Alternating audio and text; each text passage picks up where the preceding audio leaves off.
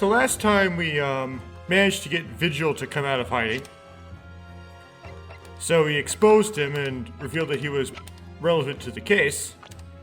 But we haven't decided whether or not he's the one who actually killed Gregson or not.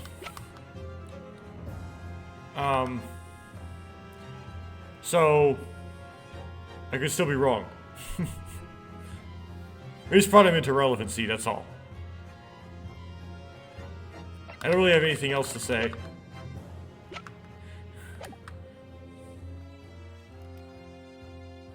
Order! Bailiff, fetch the doctor at once.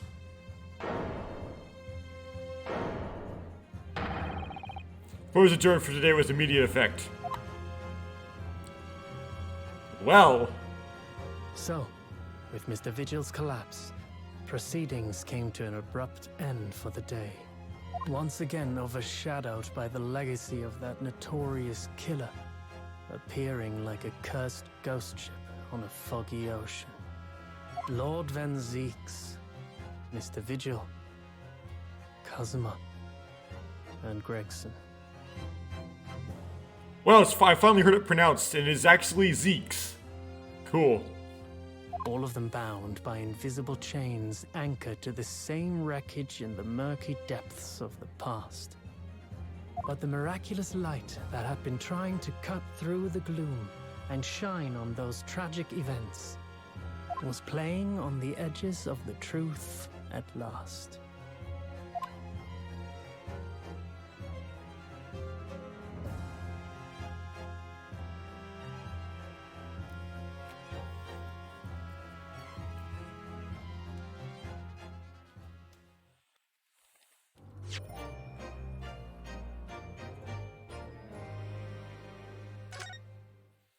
Well, it doesn't make any sense to save there, but I will anyway. Because it prompted me. It's hard to resist the prompt to save.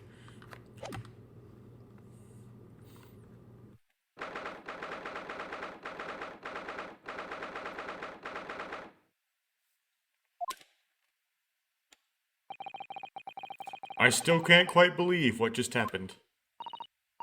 I know, I inquired with the bailiff after the court session was adjourned. And it seems Mr. Vigil was taken to hospital to recover. Is that actually a typo? I mean, I've misread stuff a lot, but I don't think up until now any of it was like an actual typo. Right.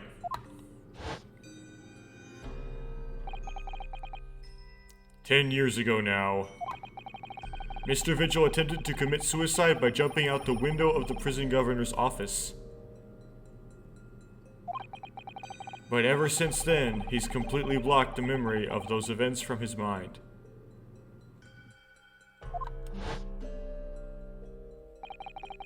Nobody knew his secret.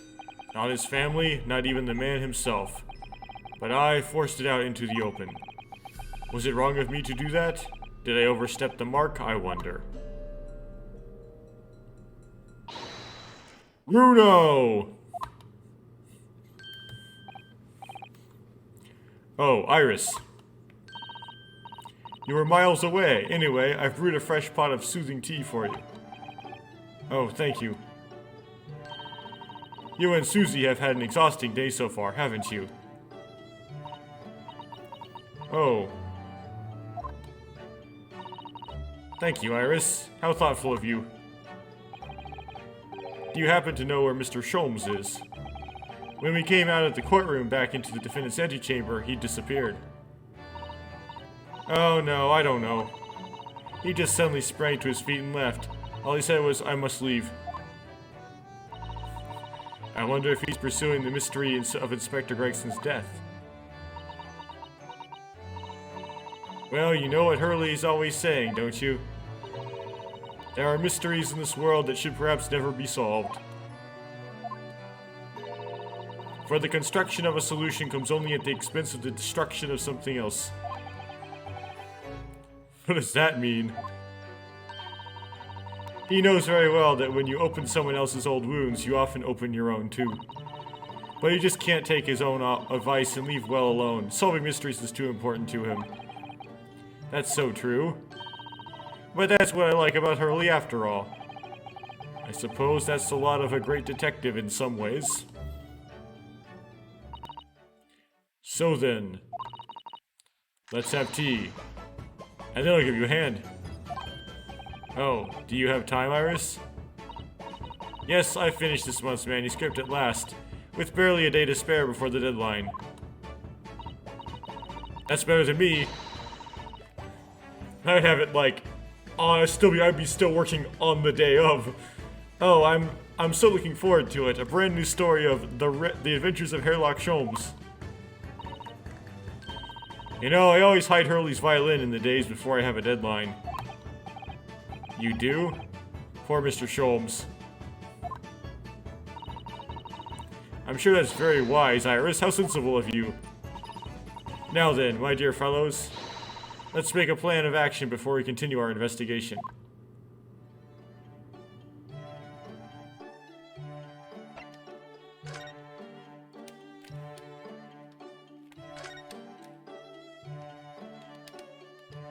Okay, it's checked off. Cool.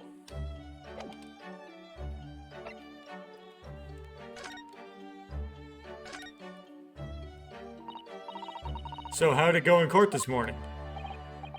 Well, we still don't know the truth about what really happened, but one thing's increasingly clear. Lord Van Zeeks definitely didn't do it. Oh, goody. Yes, that's right. We managed to uncover several new facts as well. Oh, really? And there was another development too. Kazuma. Yes, it's quite clear now that Kazuma-sama is not himself. The way he's acting, it's almost as if he's possessed. I know, I mean, at the end of the proceedings earlier, he was like a bloodhound the way he was chasing down Mr. Vigil's forgotten past. I get what you're getting at there. He's not normally so mercilessly persistent. What's going on in his head, I wonder? I really need to sit down with Kazuma and try to understand what he's going through.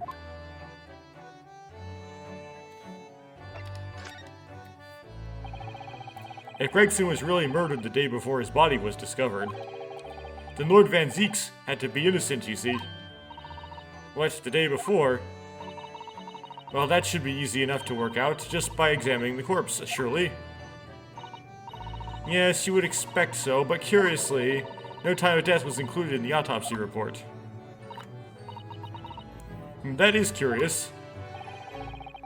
There are still unanswered questions about Lord Van Zeeks, though, aren't there? Ah, do you mean... I mean, what was he doing there on Fresno Street that day in the first place? Well, according to the man's testimony, he said he was investigating Inspector Gregson, didn't he? And it turns out that little room was actually the inspector's secret office. Oh, that sounds like it has all the makings of a wonderfully devilish plot. But then why was that notice board in there covered in all those particular papers? Papers about cases with a link to the Reaper. I'm starting to get a bad feeling about all this. Oh dear, that sounds more like something horribly devilish. We must start by looking into Inspector Gregson's movements of late. It's like, stop complimenting your own plot, game.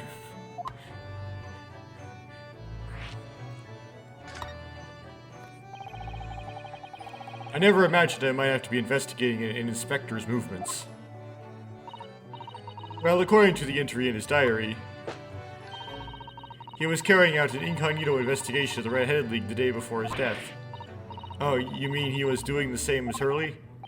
Well, Mr. Sholmes was trying to apply, whereas the inspector was supposed to be investigating.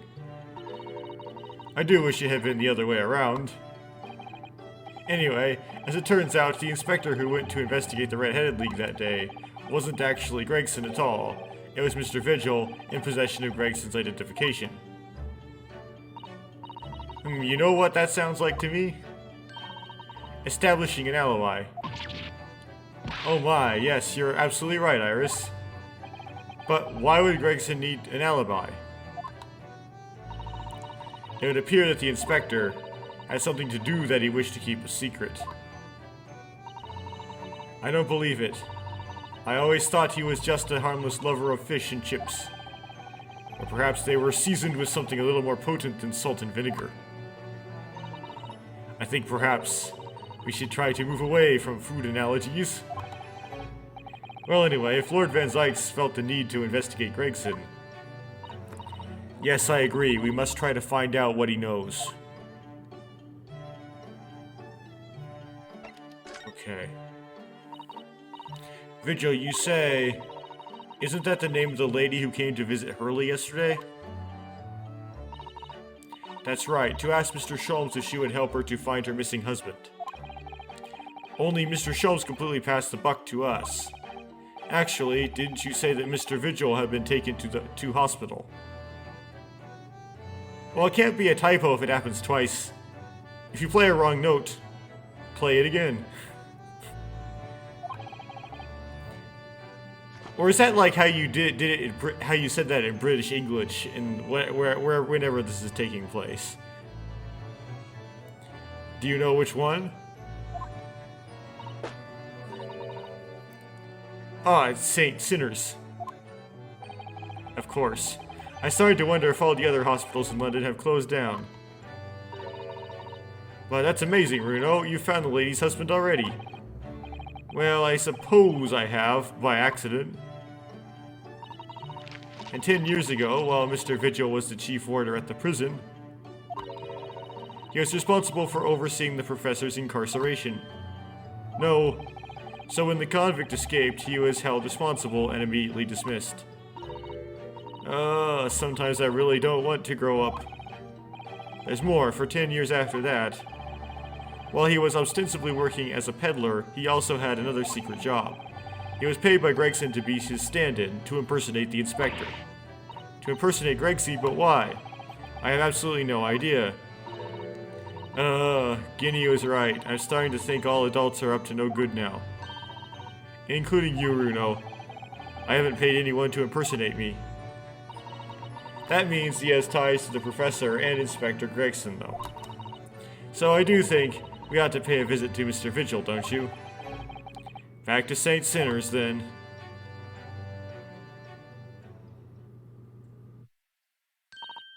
Well, I think it's clear what we need to do, isn't it?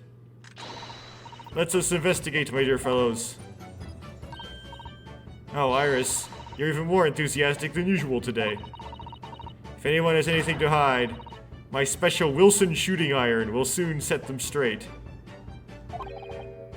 That water pistol? It's stuffed full of piping hot extra special blend of mine. And I'm quite sure it'll be very effective. It's like a stink bomb then. It better be careful not to hide anything. I better be careful not to hide anything. Okay.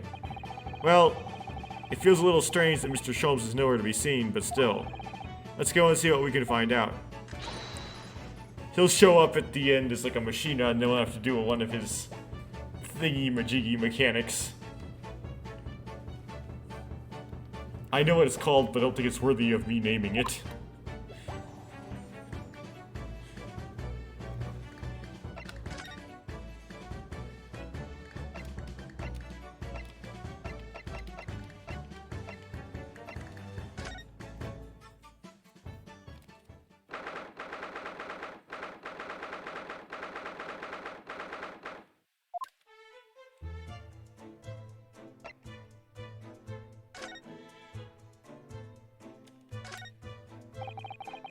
This notice caught my eye before, actually. I suppose it's some sort of slogan for the ward. A cheerful welcome message, perhaps. Let's see. Pay with good cheer. Leave with good cheer. Well, look at that. You were spot on, Miss Susato. It's full of cheer. I wonder how many discharged patients pay their medical bills with good cheer, though. Once I had to have a very painful injection when I fell ill with a cold. I felt awful already, so why did I have to suffer the sting of the injection as well as the bill? I yelled at the doctor. Oh dear, that terrible treatment.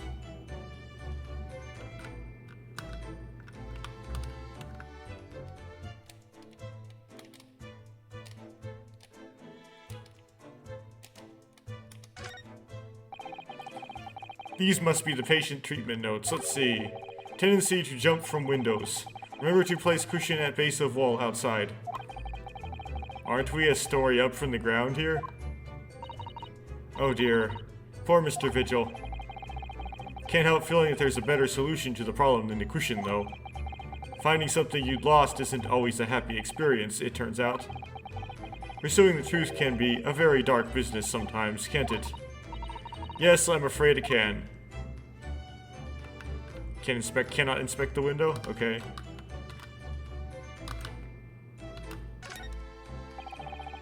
There are all sorts of medicines in this cabinet. Look.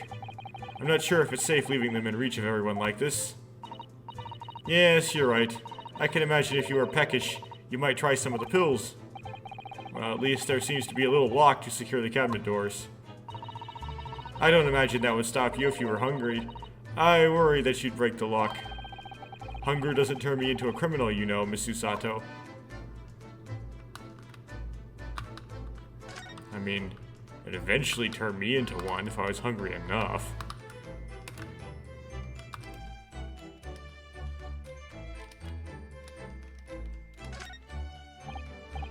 Ah, patient treatment notes. What do these say, I wonder? Endless obliging. I suppose that's referring to the patient in this bed. I would think so, and until Mr. Vigil is a little more stable, it's probably just as well that he has a kindly person in the neighboring bed. The endlessly part is a little worrying, though, isn't it? I mean, what if Mr. Vigil suddenly declared that he'd like to take a trip out of the window? Would this endlessly obliging patient simply open it for him and say, "Be my guest"? Let's check with the doctor later.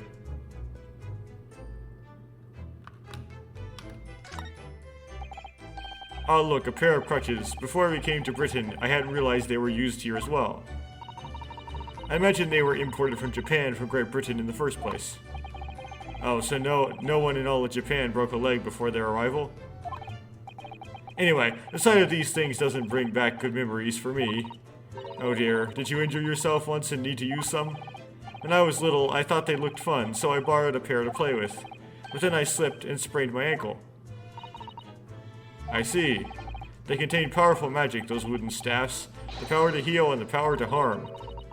I think a certain cheeky little boy managed to cause the harm all by himself. There are a lot of bottles in that cabinet there, aren't there? Do you think it's safe to keep them there? Hehe. If you were a patient here, I feel sure you'd take some medicine by mistake when you were half asleep. That is a worry, but at least the cabinet has a lock, even if it's only a flimsy-looking one. Oh, I've no doubt you managed to unlock that somehow while you were half asleep as well. There are limits even to what I can do when I'm half asleep, you know, Miss Susato. Okay, so no one's actually here, despite it being opened up.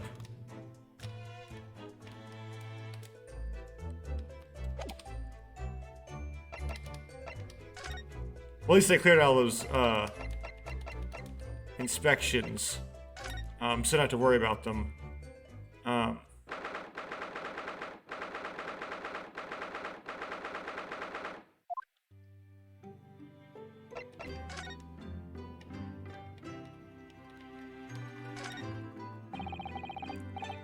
This spade is still here, look.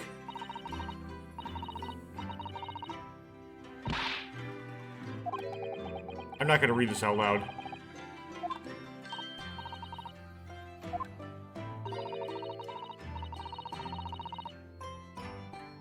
Oh, let's give the implement a name like Professor Hairbrain named his tools. Oh, I never thought of doing that. From now on then, let's call it Rhinosuke. No, it's clearly much more of a Susato. The old argument has taken a new and unexpected turn. Oh. The old argument has taken a new and unexpected turn, it seems.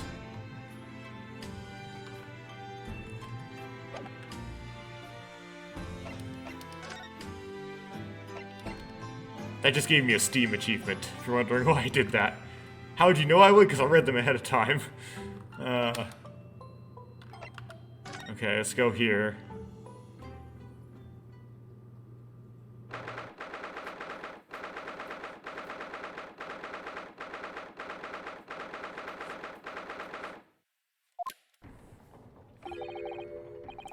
No arguments, Professor Asogi? Prosecutor Asogi, sorry. It seems with a P and is with an OR, so I get them confused.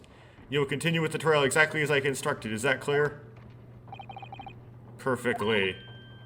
And he'll proceed to disobey, but we'll see that happen. It's Kazuma-sama. Defying Lord Strongheart by the sound of it. He never did know when to back down.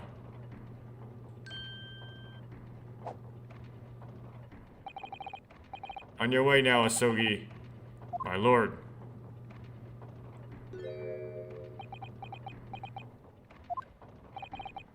Kazuma?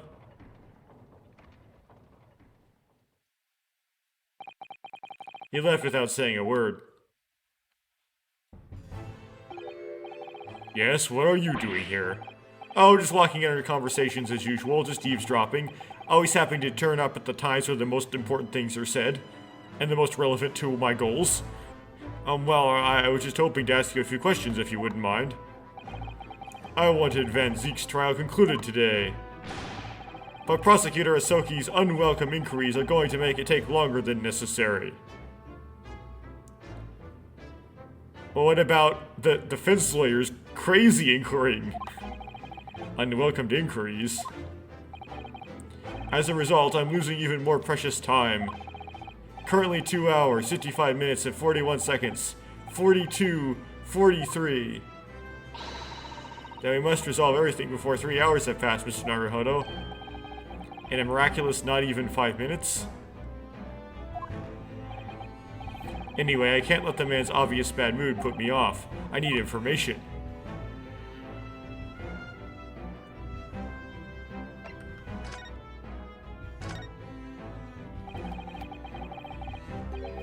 This prosecutor Asogi believed that Lord Van Zeeks is the Reaper. I wouldn't know. It was 10 years ago, in that fateful closed trial, that Lord Van Zeeks made a name for himself among the judiciary. But the next trial he fought, he lost. It meant the ringleader of our criminal organization was acquitted, thanks to all the jurors being under duress. That's awful. The man's freedom was short-lived. He lasted just 3 days. Yes, let me see. He died in a rock slide in his place of work, I believe. Correct. That was the inauguration of the Reaper of the Bailey. And people believed Lord Van Zeeks was responsible? Not after one case. He was brought to trial himself, but it was shown to have been an accident. So he must have had a solid alibi then. Nevertheless, the mysterious deaths continued. In total, 16 persons perished in unusual circumstances, ostensibly at the hand of the Reaper. That's a long run of coincidences. Well, the Reaper's true identity may well be revealed by this trial. And the impact that revelation would have on the British police cannot be understated. Is that why it's a closed trial? Precisely.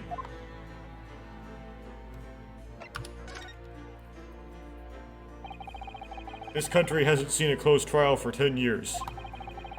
So the last one was the Professors, the trial of Genshin Asogi. Correct. Actually, we heard that originally you were going to prosecute that trial yourself, Lord Strongheart. Van Zeeks entreated me to relinquish the prosecution to him, that he might avenge his brother's death. And here we are 10 years later, with the son of the man Van Zeeks had condemned, now looking to avenge his father's death in the same way. They do say that what goes around comes around. However, it would seem that the new young prosecutor is harboring some ulterior motive as well. Kazuma is? I like my organization to run smoothly in the exact manner that I prescribe. And with the giant clock in here, I won't tolerate a single cog being out of step with the others. So that's what all these gears are about in here. If the young man refuses to mesh with the other parts of my great machine, I will be forced to take steps. What do you mean? Just fire him. not something with which you need concern yourself. In any case, all your questions will be answered tomorrow.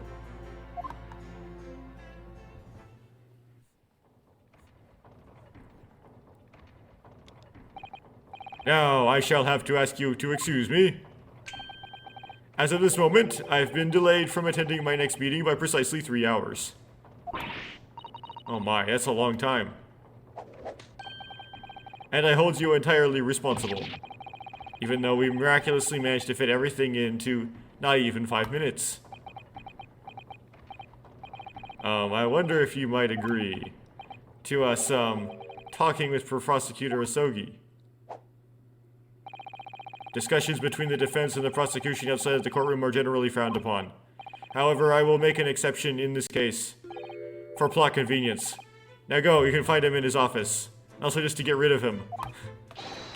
Oh, thank you. Which happens to be Van Zeke's office.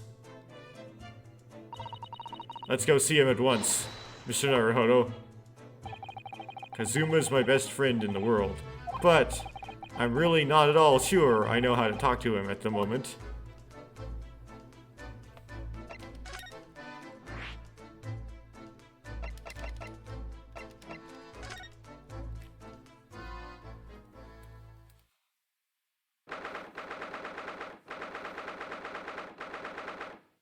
Yeah, this is just Van Zeke's office.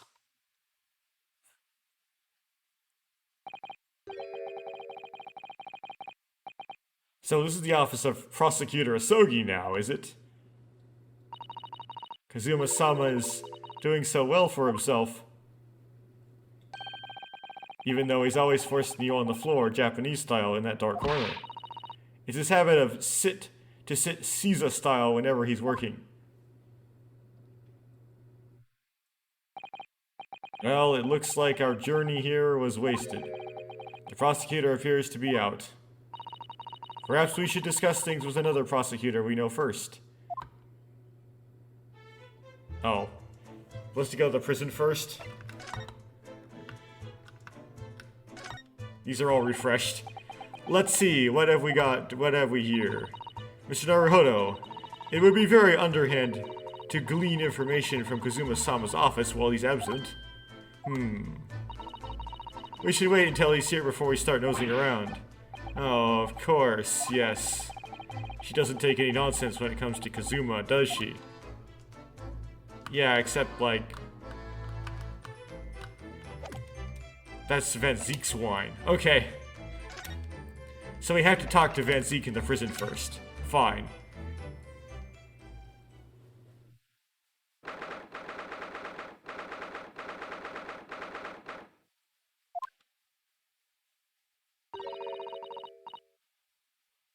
Lord Van Zeke is reading, look.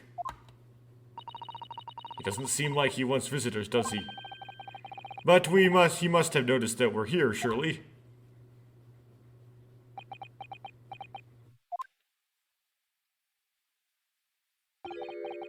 What do you Nipponese want? That's no way to greet the lawyer who's trying the hardest to prove your innocence, is it? He's gonna be like, you suck. Perhaps not. I apologize. So, what can I do for you, Mr. Naruhodo? Lord Van Zeke, speaking earnestly. Oh, the fog will lift over London for the first time in months tomorrow. This does feel very, very strange.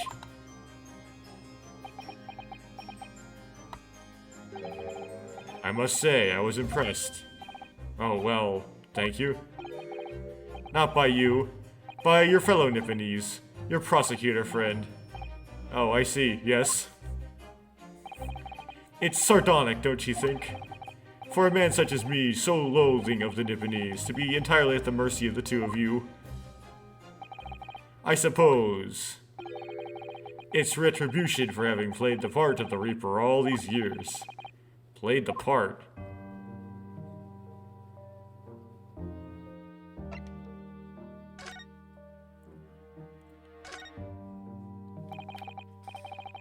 You once told me that you gladly allowed people to believe you were the Reaper, because it helped reduce the amount of serious crimes that took place in London. If keeping quiet and playing the part benefits the cause, a cause I myself am committed to pursuing, Then why would I choose to say anything? But the henchman of the criminal killed by the Reaper attacked you only the other day. Now it's just the most recent of many attempts on your life, wasn't it? Someone is clearly profiting from your silence about all this. Someone is using you. Believe me, ever since the Reaper first appeared, I've been doing my utmost to expose him. Or rather, expose the organization. It's a whole organization. It's inconceivable that all those accidents were orchestrated by one man. No, the Reaper always appears to have very accurate information about the accused in each case. Which can only mean that somebody at Scotland Yard is involved. Someone at... You can't mean... It's taken me many years, but I finally identified the central figure in this Reaper organization. Tobias Gregson. No. No! Gregson the Reaper?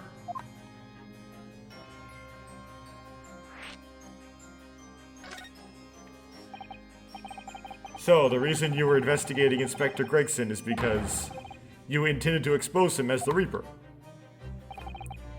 As I said, the Reaper of the Bailey is no single person. It's a highly secret organization with close ties to Scotland Yard. But there's no doubt that Gregson was a key member of that organization. I don't believe it. Are you saying that that he was behind all those awful criminals beating there? Wait, even McGilded? He was behind the whole Eggert Benedict thing? His name was his name Grayson? Whatever. Gregson didn't do the dirty work himself.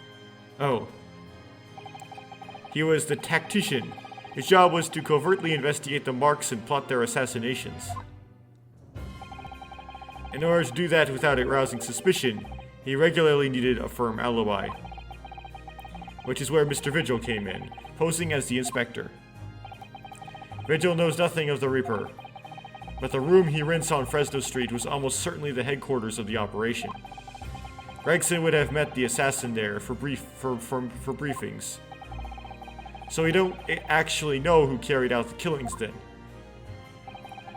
Actually, I do have a name.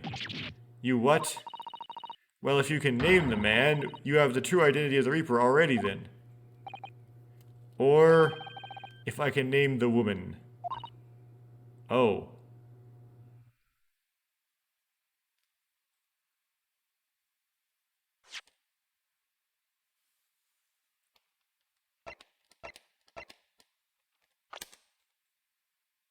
Not her. Not her. Oh dear. Maybe.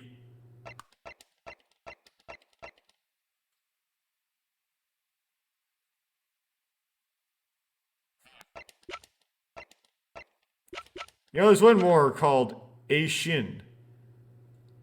But wasn't she killed by that journalist guy in the opening trial of this second game?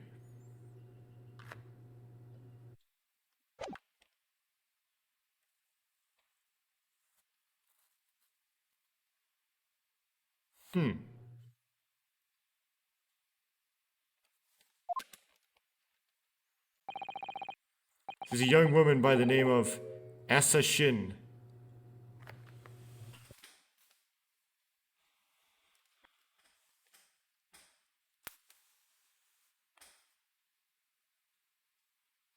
She was sent, though, to kill John H. Wilson, though. Huh. Why would Gregson want Wilson dead? Maybe a lot more people were in on it than Van Zeeks knows. May have came from above Gregson. Wait, what? Shin? Miss Asa Shin. The true name of a terrifying killer I know only too well. She came to Japan posing as a visiting student and murdered Dr. John H. Wilson. Then, just when it seemed that diplomatic protection would help her escape Japan and conviction, the mysterious woman was herself murdered in a small summer beach hut. And that woman was actually the Reaper of the Bailey?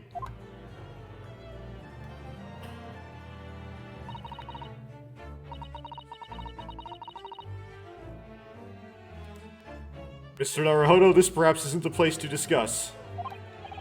No, of course not. We can't mention it here. The fact that she killed Dr. John H. Wilson. Because Iris doesn't know, and it's very likely that the man was her father. Asa Shin. I should let father know at once. Yes, I agree.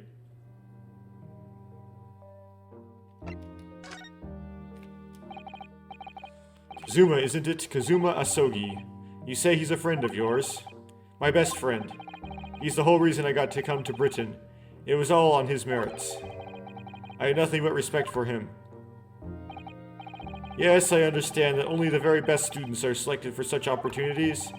I had a fine demonstration of how sharp he is in the proceedings earlier today. He missed nothing. In fact, his flawless performance very much reminded me of his father. Genshin Asogi, the professor.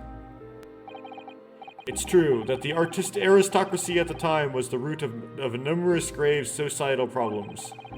They were abusing their power, playing with the common man as pawns in politics, in economics, in war. In many ways, Asogi was carved out, a canker from society that we British couldn't deal with ourselves. I see. But that's precisely why it makes no sense. Clint Van Sykes was a noble and upstanding man. He wasn't corrupt. Why did the damn Nipponese have to go and take my brother's life? In spite of having once saved mine. He saved your life? How'd that happen?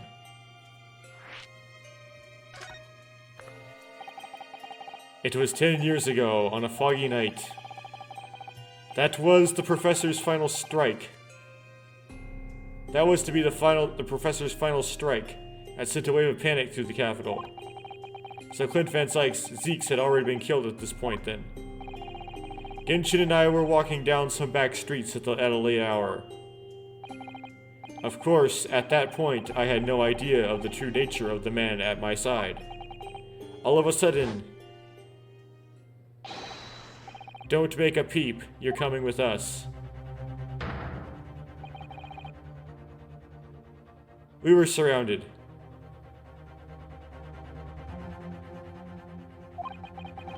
All of our assailants were armed with pistols, their faces obscured by scarves.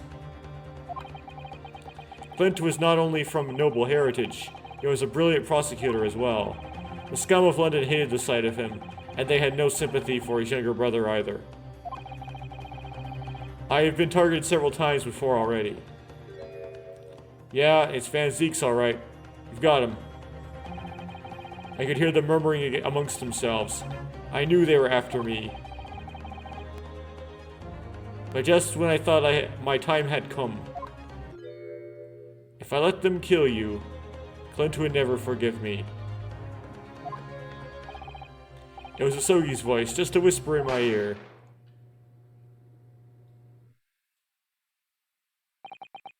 After that, I don't remember exactly what happened. The next thing I knew, there was silence all around. Genshin lay on the cobbled street. Blood was seeping from his left hand. He'd shielded me.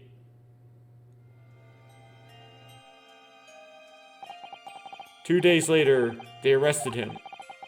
On suspicion of being London's most notorious mass murderer ever. The Professor. How awful for you. All at once, I lost my brother I revered, and the foreign friend I held in such high regard. So sorry, Lord Van Sykes.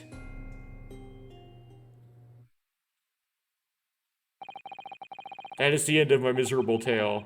I never thought I'd recount it to anyone. Well, thank you for confiding in me. The Professor, the Reaper, and Inspector Gregson. I wonder just how intimately related they all are. I still can't quite believe that Gregson was essentially the Reaper, giving assassination orders to Jazael Brett. Mr. Naruhodo, let's go in for my father. I'm sure our government will want to hear about this new information. Well, that means I get to meet your daddy, Susie. Hurrah! Yes, alright. Let's head back to the Great Waterloo Hotel, then.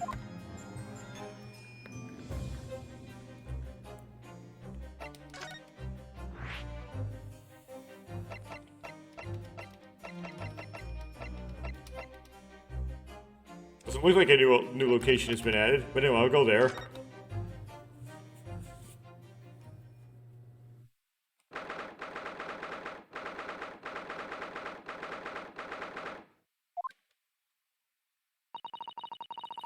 I thought it yesterday, and I think it again today. This place is so princely. It's a wild guess, but I have a feeling you'll think the same tomorrow, too. My tea has a finer fragrance than whatever they're serving in the tea room here, though, wouldn't you say? Ah, look who we have here. This is an unexpected pleasure. Ah, Father. Oh, is this your daddy, Susie? How lovely. What a charming young lady. And you are? Oh, really? So you're the author of The Adventures of Sherlock Sholmes, are you? Yeah, that's me, Iris Wilson, at your service, sir. Susie's been a wonderful friend to me over the last year, you know. Well, Miss Wilson, I must say I read your work regularly and with much interest. More and for different reasons than you might think. Iris actually lives with Mr. Sholmes, you know, Father. Is that so? Well, perhaps that goes some way to explaining that bright look in your eyes. Hehe. You wouldn't be smiling so airily if you knew just how bright she is, believe me. Now then, young Naruhodo, it was a pleasure seeing you in action earlier.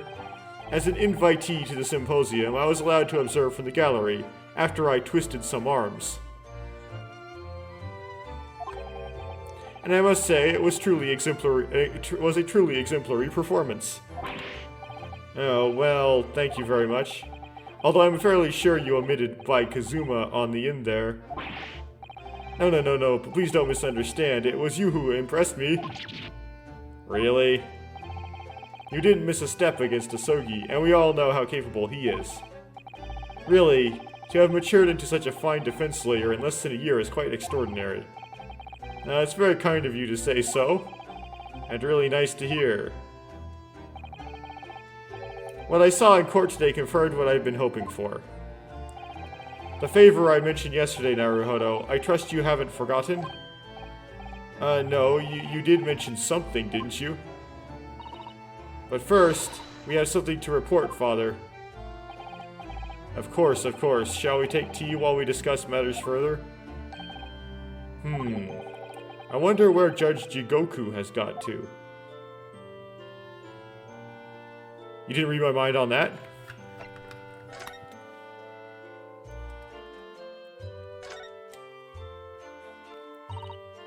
Father, do you know about the so-called Reaper of the Bailey? I've heard rumors. Some members of the judiciary explained it all to me yesterday. Of course, when I was a visiting student here in London, the Reaper was yet to emerge. Right, he didn't appear until after that case when the visiting students had already returned home. Lord Van Zieks, who was in the dock today, that was Barak, the young brother of Clint Van Zieks, I believe. That's right, and he's known throughout London as the Reaper, as you've heard. But the truth is, it wasn't him behind all these mysterious deaths. It was somebody else. I see. So what you're saying is there's been a professional killer at work here? Exactly. Someone by the name of Asa Shin, in fact. I beg your pardon? Did you say Asa Shin? You mean that Dejel Brett woman who was responsible for killing my great friend? Oh no, a friend of yours was killed? Professor Mikotoba, I think perhaps we shouldn't discuss this right now. Because the friend of the professor is talking about is Miss Dr. John H. Wilson. And that's not something we want Iris to find out about. Not like this anyway. Yet you pursue the truth relentlessly, but you won't tell her the truth.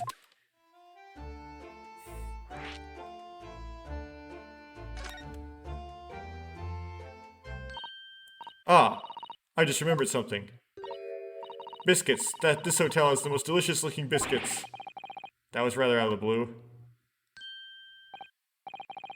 She's doing this deliberately. I think I'll go and see if I can purchase some. I wonder, would you like to come, Iris? Oh yes. You just have to leave me behind. Oh.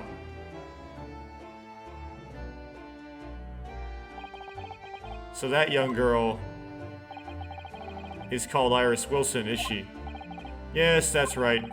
And she's the author of all those adventure stories starring the great Detective Sholmes. But the name of the credited author isn't Iris, is it? It's Dr. John H. Wilson. Yes, I know. That's the name of her father, you see. Her father, Dr. John H. Wilson, was deeply indebted to the man for all the kindness he showed me during my time in London. That's why I have keen to reciprocate and invite him to the Imperial Yume University 4 years ago. But he was murdered last year by Jezeel Brett. Why would the hand of the Reaper stretch all the way to Japan? Iris knows nothing about that case, but it seems very likely that the victim, Dr. Wilson, was her father. Well, I can't say that we ever spoke about his family, so I don't know he had a daughter or not. But I think I can say with some certainty that he was never the great detective's partner. So it could have been another Dr. Wilson, you think? Well, John and Wilson are both common names after all. Still, it's probably best not to mention this to the young lady until we can be sure. Well, they're both medical doctors, though. That's what we thought, yes. We're back with cinnamon biscuits. They smell delicious, Iris. I think cinnamon will go very well with the tea they serve here, don't you think, Susie? Yes, I'm sure you're right, Iris.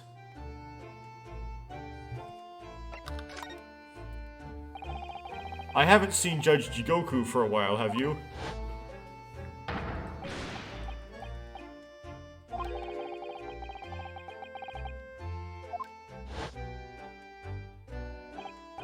No, now that you mention it, I haven't seen him since this morning either. I suppose since the symposium's opening was postponed, he'll have gone to explore at the Great Exhibition. That reminds me of something you mentioned yesterday. About Judge Jigoku having once been in the dock himself. Oh yes, it was all tied up with that accursed trial. The closed trial of Kazuma's father. Shizero was trying to mitigate Genshin's guilt, so he took to the stand to testify. But he got a little carried away and, actually managed to break the witness stand. Oh my. He also said some contemptuous words about the British Empire, for which he was charged. Oh dear. Although it's worryingly easy to imagine him doing that. Well, it was all alright in the end. He was acquitted and we returned home to Japan together. Thank goodness. Oh yes, talking of Shishiro, I have a copy of the photograph we all took here yesterday, please. Oh, what a lovely picture. Somehow this is going to end up in the court record. It certainly seems to shout, "We've arrived in Britain." What?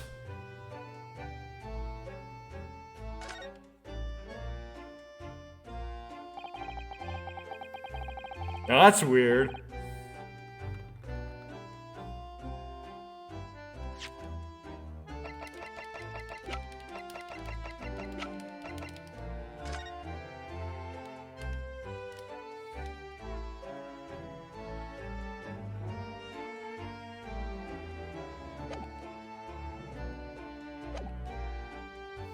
None of us had any idea what was coming when we took that, did we? No, that's so true.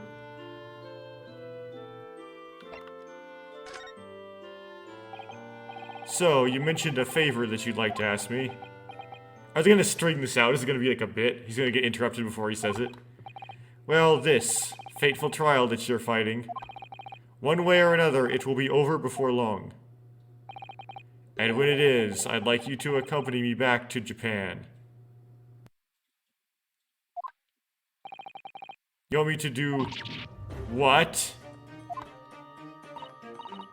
Father, what's the meaning of this? Now, Susato, you should understand. You've seen how our courts work firsthand. Japan's judicial system is in its infancy, especially when it comes to defense. Oh, you mean... The Supreme Court of the Judicature is in desperate need of a good defense lawyer. As soon as possible. Really quite urgently, in fact. So you have a case you want to try. But I've not even been in London a year yet. I've read all of Susato's reports. I'm well aware of your extraordinary talents. And having seen you in action with my own eyes earlier today, there's no question, you, Naruhodo, are precisely the man our country needs. So you'd be leaving then, Runo? But then, what am I supposed to do, Father? Yeah, try. You came here to serve as Asogi's judicial assistant. Oh yes, she's supposed to be Kazuma's assistant. Our government is still in the process of deciding how best to deal with his situation, though.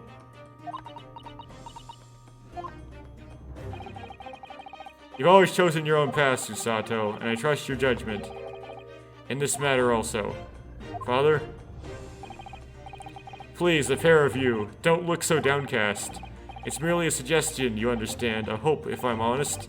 But I won't force you. All I ask is that you consider it, and come to a decision by the time this trial concludes.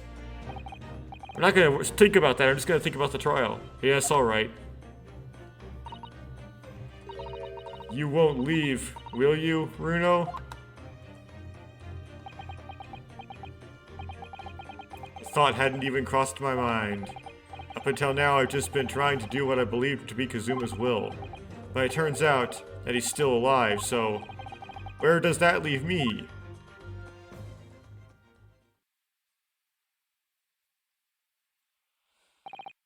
Well, if you'll excuse me now, I need to telegram government ministers and the Japanese police with this information about Asa Shin. Of course, Father. Thank you. Well, it's only like the word of Van Zeke's, and his own personal investigation, but I guess we're just rolling with it. I look forward to next month's installment, Miss Wilson. Oh good, and please, do come to Baker Street sometime, won't you? We'd love to entertain you. I would be delighted.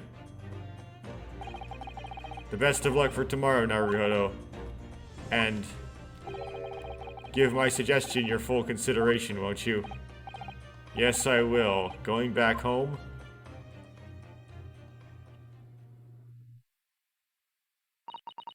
You know, Kazuma-sama has always meant a great deal to my father.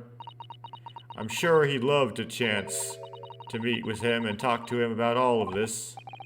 Yes, no doubt. Asa Shin. Of course, it's so obvious. How could I have neglected the to consider the possibility before now? Mr. Sholmes. Hurley, where have you been?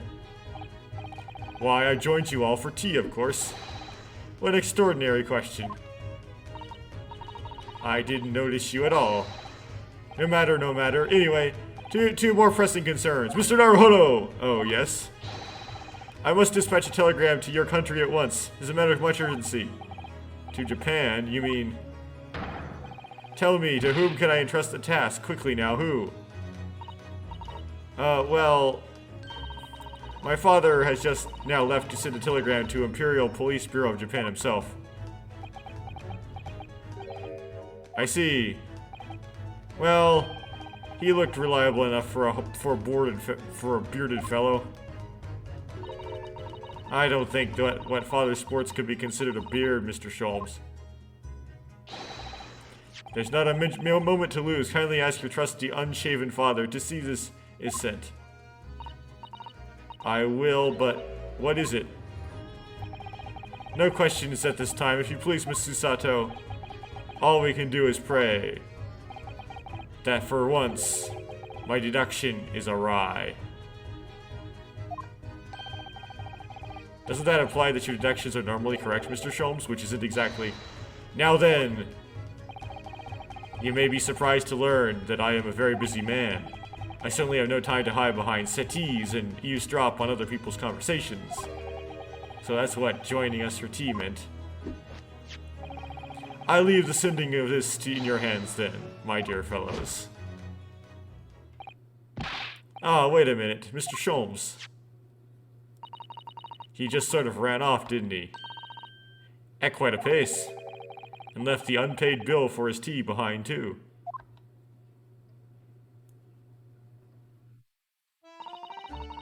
Let's catch up with father at the telegraph office at once. And I'll run and call us a cab straight away. Just leave me with the bill. And there's me thinking everyone would be clamoring to pay Mr. Sholmes' bill. So now everyone's gone.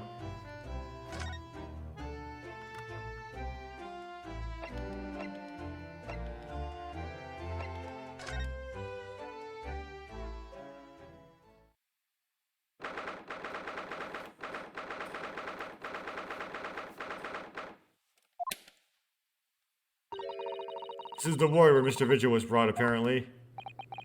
To be frank, I'm a little worried about seeing him again. Ah, the lawyer. Hello again. Are you feeling better now, Mr. Vigil? Yes, thank you. Somewhat better. I'm sorry to have caused you to. I mean, it was because of me. I had to expose your secret and force you to remember things you obviously tried to forget. The prosecutor was here until a few moments ago, too. You just missed him. Oh, Kazuma beat us to it? He said much the same as you. He was very apologetic. But the truth is, I brought all of this upon myself. Please, don't think like that. Keeping it from Ivy, my wife, all these years. I've carried such a sense of guilt. But that's not the worst of it. Over time, I obviously came to deceive myself as well. You mean about your dismissal? Looking back now, I'm beginning to think that perhaps Inspector Gregson didn't stumble across me by accident at all. I mean, he compensated me so generously for acting as a stand-in. He was clearly concerned for my well-being and doing what he could to help. So perhaps Gregson knew exactly what had become of Mr. Vigil all along then. I'm sure this is just desserts for 10 years of lies and deception, but... It wasn't me who helped the professor escape 10 years ago, it wasn't me. I swear it's true. Oh, Mr. Vigil. I'm sure you'd rather not dredge up even more from your past at this time, but... If possible, could you tell us exactly what really happened? I need to get this all off my chest. I just want someone to tell me what I should have done.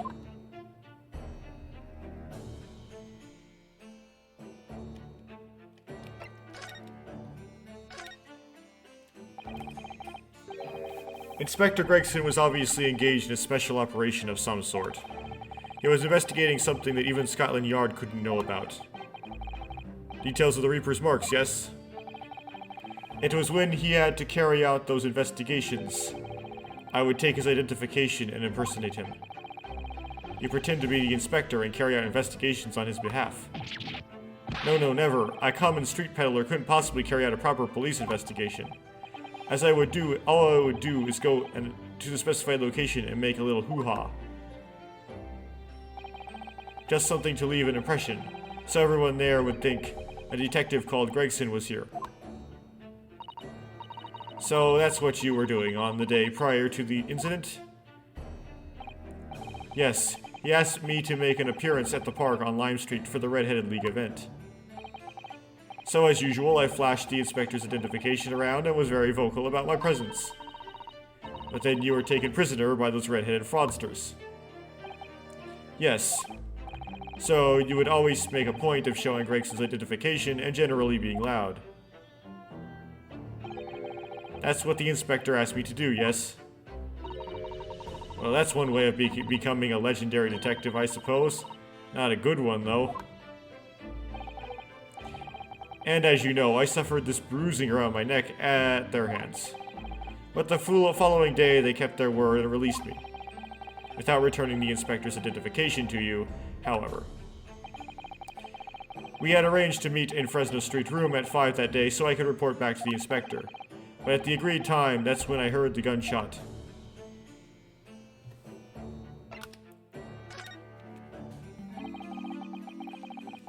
It was at midnight on 17th of June, 10 years ago. That was the time scheduled for the execution. But the professor's execution never actually took place, did it? Or rather, the execution itself must have been used to effect the plan of escape. I hardly dare to imagine what a chilling plan it was. Barclay was renowned for being the highest security prison in the country. Everything that went in or out of the place was searched multiple times. But there was one notable exception. Or rather, one notable loophole. Something that was never questioned.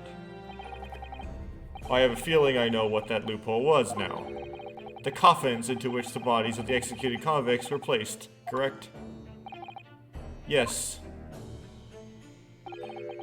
Once the coroner had confirmed the death of a condemned convict, the body was taken in its coffin for immediate burial in Lowgate Cemetery just behind the prison. The chief warder first had to sign the necessary papers. And after that, no member of the staff was permitted to touch the coffin containing the body again. When executions took place, only the executioner and the coroner were permitted inside the chamber. I would wait at the adjacent room for word that the condemned convict was dead. On that occasion, once I had that kind of confirmation, I went into the mortuary to find a lone coffin as usual. The procedure was that I would sign the paperwork, having checked the coffin, then nail it shut. But for some reason that day, the coffin was already nailed shut. No. I didn't think anything of it at the time. I assumed that my deputy must have checked the coffin and nailed it shut before I arrived. So you mean, the coffin contained... Yes. I can only imagine that Asogi, having escaped his execution somehow, was alive inside the coffin. The coffin was then taken out through the main gates and deposited in Lowgate Cemetery. Presumably, there wouldn't have been enough air inside to breathe for long. So in the early hours following the burial, somebody dug up the coffin again to set Goodson free. But in the end, he was fatally shot in the graveyard anyway. What on earth really happened in Lowgate Cemetery that night, I wonder? I'm afraid I really don't know. All I can say with certainty are two things. Asogi couldn't possibly have escaped that way without help from somebody working in the prison. And that somebody was not me.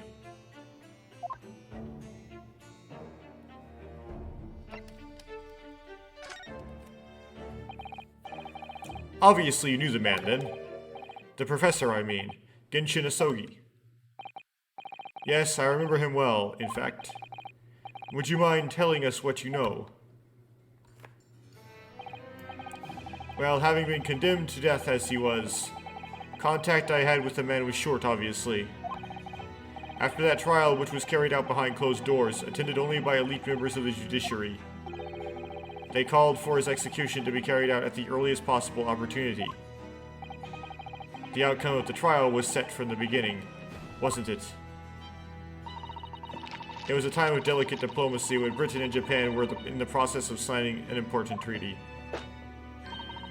That meant that his potentially destabilizing case had to be dealt with swiftly and discreetly. The man had less than a week in total. As I was the chief warder, I oversaw his short stay in the cells until his final hour. I remember being struck deeply by his noble character and incredible resilience. What do you mean exactly? He was a killer of many men, but he was always quiet and polite. He was a gentleman and a man of intellect. In fact, I couldn't bring myself to believe what he'd done, so I asked him one day. Those 5 members of the aristocracy whose lives were taken, were you really responsible? I'm guilty of the unforgivable crime of ending another human's life, yes. The following day, the closed trial took place, and the verdict was no surprise. Guilty. That night, when he was brought back to his cell, I saw something unusual. Something unusual? What? The last will and testament of Genshin Asogi.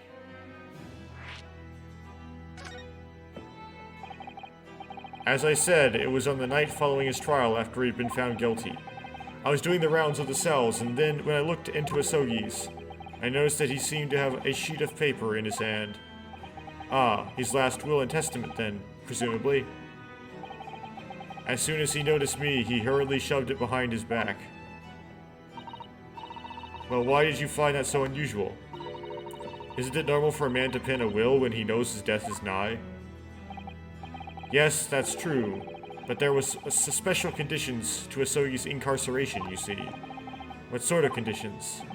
Well, even though he was held in a cell designed for condemned inmates, he was allowed to keep his personal effects with him, with one exception. Really? He was allowed his things? That's unusual, certainly. Of course, he'd been convicted of killing 5 members of the aristocracy, but at the same time, he was a guest in our country from the Empire of Japan. The powers that be were determined that his final days should be needlessly uncomfortable. And what was the exception you mentioned to the personal effects he was allowed?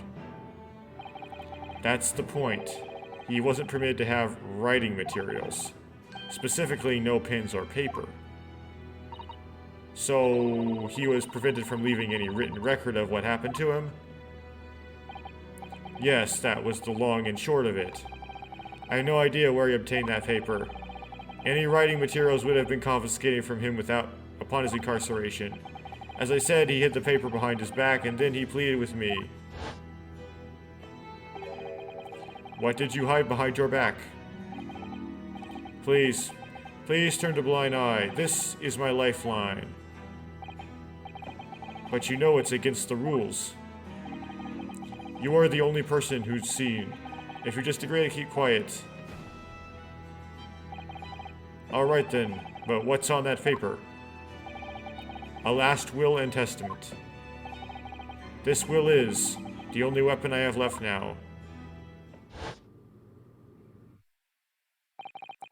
How can a will be a weapon? So I decided to pretend I'd see nothing and let him keep his will. But then later,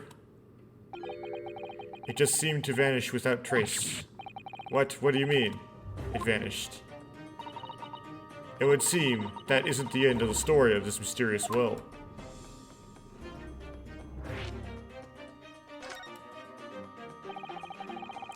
I was the only person who saw Asogi's will, but somehow it disappeared. It was after Asogi's execution, which was actually an elaborate jailbreak. The warders gathered up Asogi's possessions that were in his cell. They were all to be sent back to his family home in Japan, you see. To poor Kazuma-sama. And you're saying that it wasn't anywhere to be found among his personal effects? The will, I mean. That's right. Though I didn't search through them myself. But Governor Kaded was livid. He was screaming. It cannot have disappeared completely. That doesn't quite make sense, though, does it? In what way? Well, we understood that only Mr. Vigil was aware of the will's existence. In which case, how did the prison governor know to look for it? Oh yes, you're right. I really don't know how he knew. But it certainly seemed as though he knew of the will's existence from the outset. Only he didn't refer to it as a will. What he said was... the Asogi Papers. The Asogi Papers. I really can't tell you anything of the subsequent events. Because, well, of what happened. Your dismissal, and the way you blocked it out, all from your memory. I'd forgotten all this until today. I don't suppose it's relevant to the case, though. Well, anyway, thank you very much for sharing it with us, Mr. Vigil. We're very grateful.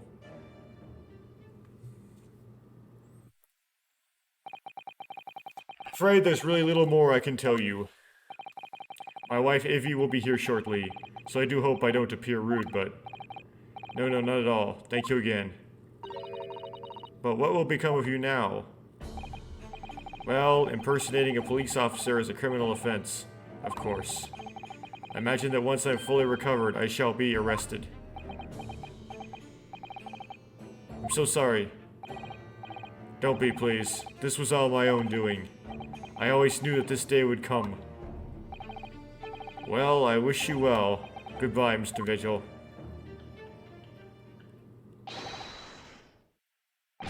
Ah! Before you go, there's just one thing. Oh, yes? What is it? The Asogi Papers. I'd be very grateful if you'd make no mention of the things I told you about them. Presumably for some good reason. Oh, they will. Everything will get mentioned. Your pleas are in vain, sir. It's my understanding that their very existence is a closely guarded secret. It has become known, if it became known that I'd remembered. Well, it could be rather troublesome, I think. I understand. I'm gonna totally blow the lid off of it, though, because that's just what I do. Some sort of will to get Shinosugi pinned just before his death, which the man himself claimed was his last weapon. I wonder. Perhaps it had something to do with his plan to escape. If there's anyone who might know more about a document that Kazuma's father left behind, it would be Mr. Vigil's governor. Then we know precisely where we must go. Back to Barclay Prison. As if we examine him, though. Well, at least he seems to be on the mend. You know, his disguise was as Mr. Gossip was really quite masterful, wasn't it? I can't remember anything about it except for the floppy lip. The weird posing, the overalls, the dirty shirt, the hat. I imagine not even his wife would have recognized him. Perhaps, but did he really have to take it quite so far? Okay, cool.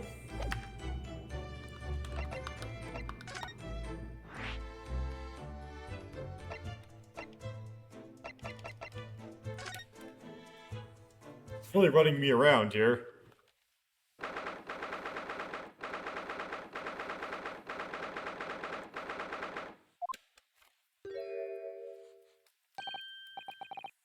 Och! Back again, are you? Yes. Hello. I've heard all about your investigations. I read the report just now. You found him, eh? Vigil? Yes, luckily. Well, anywho. The laddie doesn't work here no more, so your case is not to do with the Barclay. I wouldn't like you to get the wrong idea about that. Of course, yes. Mr. Vigil stopped working here 10 years ago now, so... Yes, we've seen his dismissal notice, haven't we? He was given the chop. Kimmer. You can very well, but how about a wee handcuff biscuit? Oh, they really are like little handcuffs, and as hard as irons, too. So, what brought you doing here today? Well, there's something else we'd like to ask you about, actually. Is that so? We believe there might have been a document that disappeared from Genshin Asogi's cell. I think it's been called the Asogi Papers or something.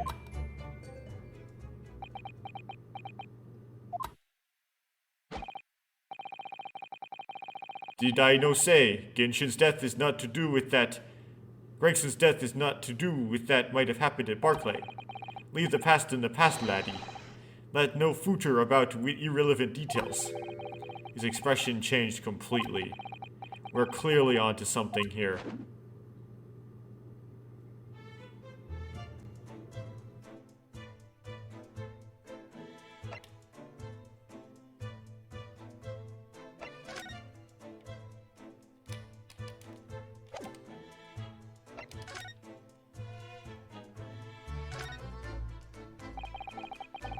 That murderer's botched execution, and the whole miserable escape. They were Barclay's darkest hour, eh? A shocking embarrassment. Because the convict had a collaborator in the prison staff, you mean? Aye, for shame. The coroner who confirmed the death of the man after his execution, Courtney Scythe, and my chief warder at the time, Vigil, who was in charge of the whole affair.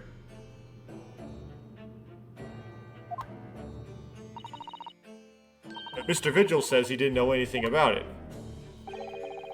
The rascal would nae say otherwise, eh? Or handcuffs. How can I say no? You have never had too much...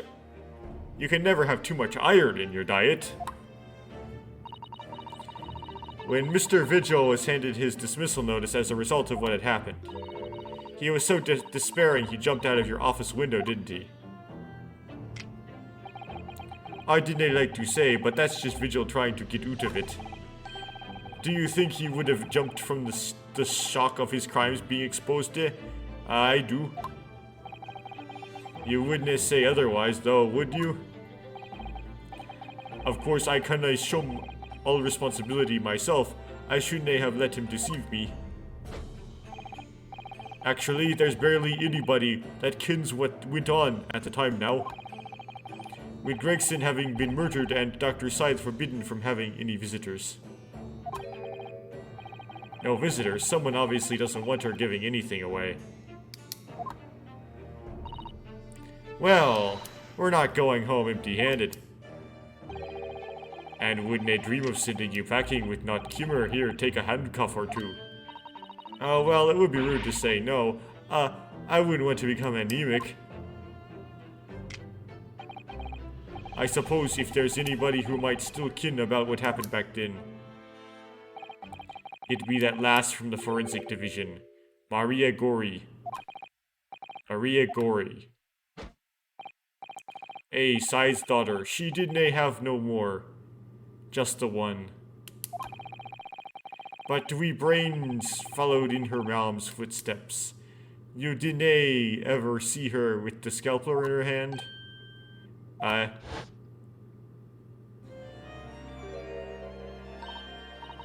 Amma, what is this? Where did she spring from? We're gonna go through this flashback.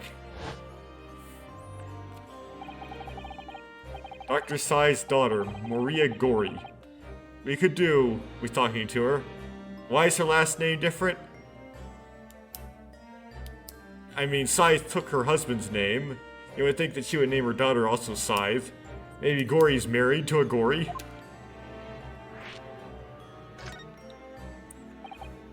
So, she's Dr. Scythe's daughter, but her surname is Gori.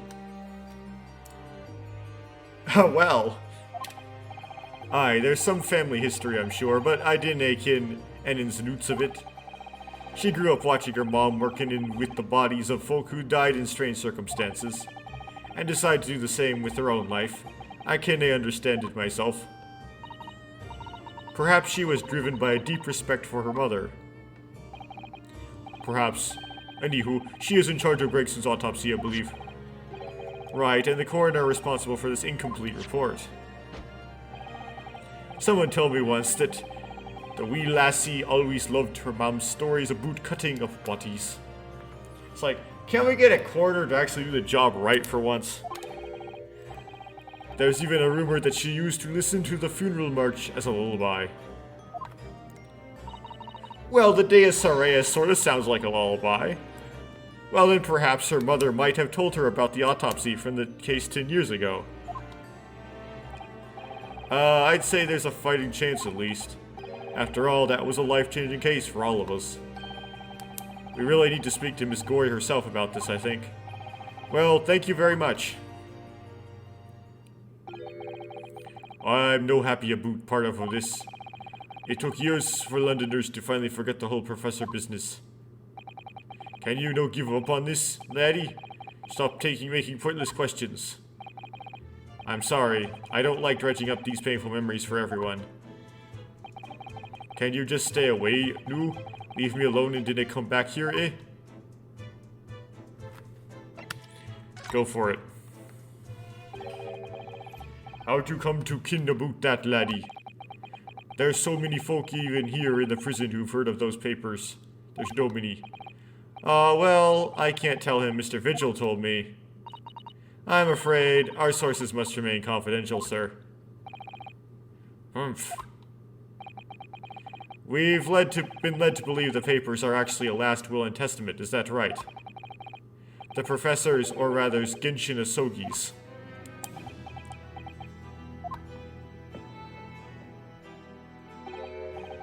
That's right. You're well informed, Jimmy. Oh, is that the end of the silent treatment? But then after the convict's execution, it mysteriously vanished from his cell, didn't it? Havens, no, you're off at half-cock there. I think you did not quite get your facts straight. It was there in the cell, exactly where it should have been. Oh, not what we heard elsewhere. Let me have a wee hook around here. I'm sure I could find it. Oh, here you are. See? The last will and testament of Genshin Asogi, written with a calligraphy brush. Of course, I cannot read a word of those Japanese squiggles.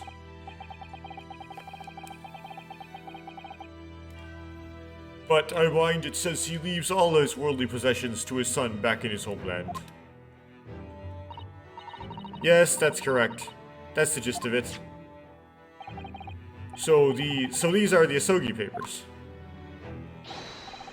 Of course they are. Papers written by Asogi. Nay, no doubt about it. There's no mystery here, laddie. That's your lot.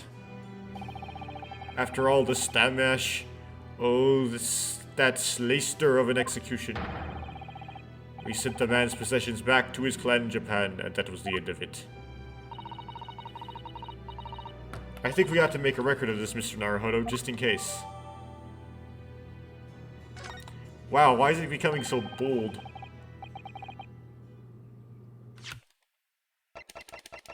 I presume it translates it for me.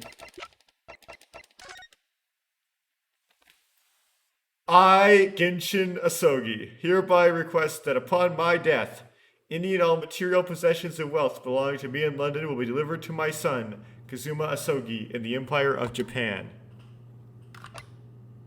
It is with deep sadness that I accept my fate in this foreign land, in the knowledge that I will never see my homeland or family again, but I regret nothing about my chosen path. Interesting. How does that work? I went into reading this specifically looking for how this would be something that would allow him to escape the prison alive, by means of being stowed alive into the coffin by Dr. Scythe. And I don't see any way this does so. I am very disappointed. I guess I'll have to figure it out in the trial. One thing afore you go your way, Mr. Naruhodo. Yes? Those papers are now to do with Gregson's death. I'd prefer it if you did not make no mention of them outside his office. This office, or rather... I would nay just prefer it, considering it an order from the highest levels of our government. That we will promptly disobey. I understand. We will disobey all of this. Everything will come up in this trial. Every last bit. And now make this big deal about it. Do I disobey orders? Or do I pursue the truth to the end? And you'll always choose pursue the truth to the end.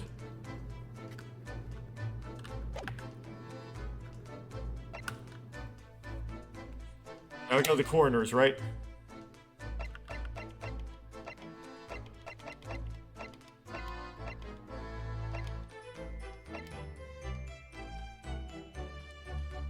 Oh, I don't have access to that. Okay, well, we'll go to the prosecutor's office then.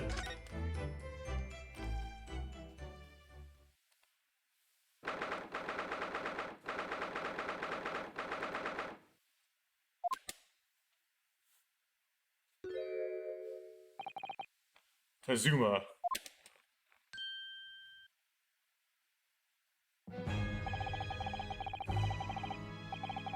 I thought it would not be long before you paid me a visit, Ryanosuke. I was right about what I said, wasn't I? Sorry? That you have all the makings of a great defense lawyer. Well, I always believed that you'd fulfill your dream of advocating in the British courts. I just never imagined for one second that it would be as a prosecutor. Seeing you stand in a foreign courtroom, so gallantly realizing your dream, Kazuma-sama, I am truly happy for you. And I am truly thankful to you, Judicial Assistant Miko Toba. Ryanosuke, I always thought it would be fun for you and I to shake up the British legal system a little together. This isn't quite how I envisioned it, but I suppose it's just another twist of fate. I learned a lot of things during my time in London, about how Susato-san's father was himself a visiting student here once, along with Judge Jigoku, and about what happened with your father. Then you'll have no difficulty understanding why I had no choice, why I had to find a way to get to Britain as a visiting student myself. I want to hear it from you, Kazuma. As you wish, Ryanosuke Naruhodo.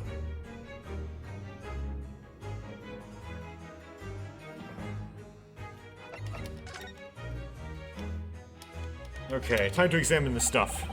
Lord Van Zeek's fine collection of hallowed chalices and bottles, all neatly lined up. Yes, he's extremely particular about all that. He has a strict regime for everything, from the storage of the casks to the bottling of their contents. Gosh, he must be having a really tough time of it being his apprentice. Actually, no. Oh. He's so particular about it all, he refuses to let anybody else touch any of it. So it's been quite easy for me, in fact. Talk about weird.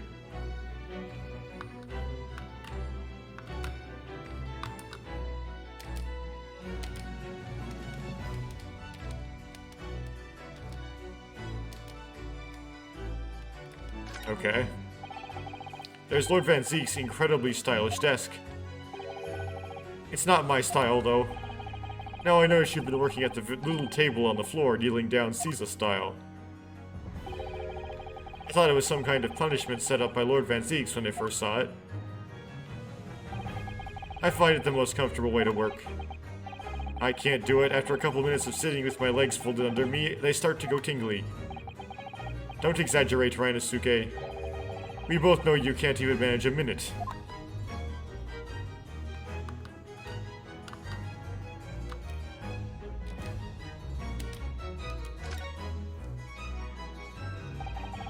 Do you know who the man in the portrait is? Why would I? What? But you're Lord Van Zeek's apprentice. Yes, apprentice, not friend. And during the time I was suffering from amnesia, I didn't even notice that picture. Oh, really? I mean, it's not the smallest picture. I wouldn't have had the first idea what the man decorates his office with. If I were to make a guess, I would guess that it's Clint. It's either Clint or Clint and Barack's father.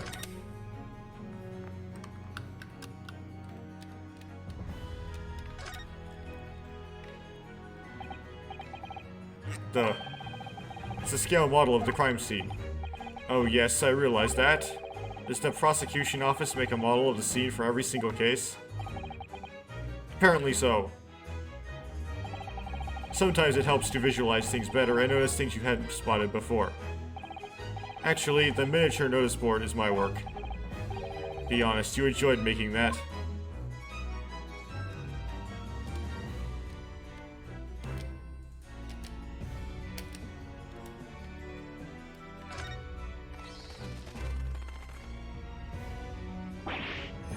Ah, you disturbed the bats, did you? Fitting companions of Lord Van Zeek's, wouldn't you say? Actually, I've seen things flying in London's Lord Strongheart's office too. Doves, I think. Perhaps you have to like birds to attain rank in the judiciary here. First of all, bats are not birds. Second of all, it would be terrible to have bats in your office because they would poop. And do so a lot. Although bats aren't birds, of course. Oh, okay. How about a sparrow for you? What's that supposed to mean? Oh, nothing. Sorry. Just thinking out loud.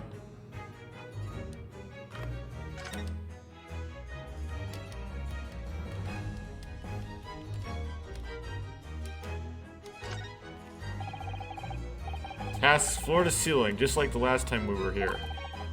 Hallowed barrels, I suppose. They are arranged according to vintage, flavor, and region. Every week they're all taken out and put back in order. What, every week? Lord Van Zeek's can't seem to settle on the perfect way of arranging them, you see.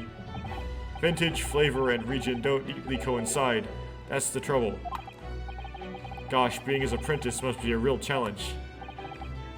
Actually, no. Oh. He considers the task too important to entrust to anybody else, so he does it entirely on his own. So he's a barrel of laughs here and in court, then. Okay. Good. Done. Actually, I'm gonna do this first. Present. I'm gonna just, like, break the promise immediately. Kazuma, what do you make of this? There's only one place where defense lawyers and prosecutors should discuss evidence. The courtroom. So it seems you're still confused by the situation. That's what I make of it.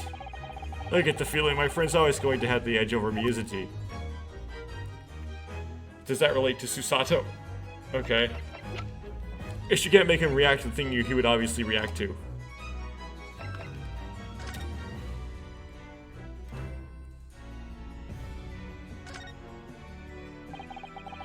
It's getting on for a year now since what happened on the SS Buria. We were heading across the ocean from Japan to Great Britain.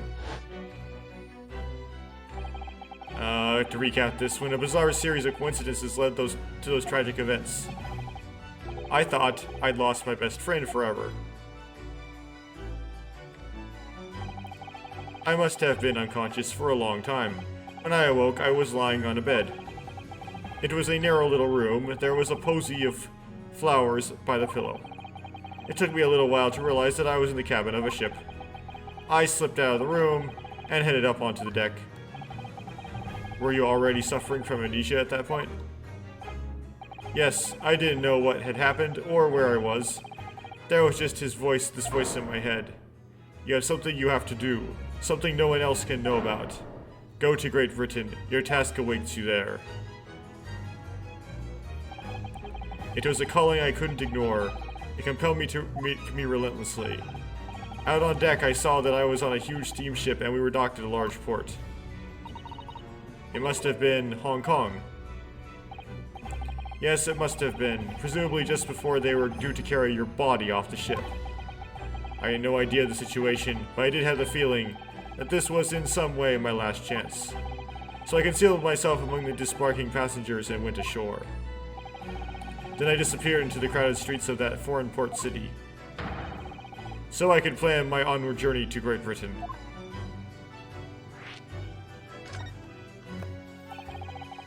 Just under a year ago, with all my past memories lost to me, I was left behind in Hong Kong. Everything was foreign to me. The sights, the sounds, the smells. My head reeled. I was truly at a loss. I realize now that I'd escaped as a dead man, with nothing but the clothes on my back. No money, of course. Oh, how terrifying for you. Luckily, though, I had 2 feathers in my cap. One being your knowledge of English, I suppose.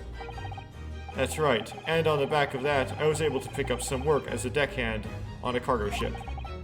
Eventually, after calling at countless ports, I finally arrived at Dover. That must have been some 3 months ago now. Your formidable tendency of purpose showing itself again. Or tenacity, that is, right? I mean, the man has lost his memory and had literally nothing in his name, but he still managed to make his way to London on the opposite side of the world. Of course, I had no idea why I'd moved heaven and earth to get here at that point. So how'd you end up becoming Lord Van Zeek's apprentice then? That can only be called an extraordinary stroke of luck, really. You see, I was stopped at the border because I had no papers. They took me straight to Scotland Yard, and by sheer coincidence, Lord Strongheart was there to attend a meeting. That's when the second feather in my cap came into play. Would that have been your knowledge of the law? Yes, exactly. Lord Strongheart was curious about an Easterner with intimate knowledge of British law. He took me back with him to the Supreme Court and assigned me to the prosecutor's office. And then 9 days ago, you finally got your memory back after the trial involving Drebber. Yes, I did.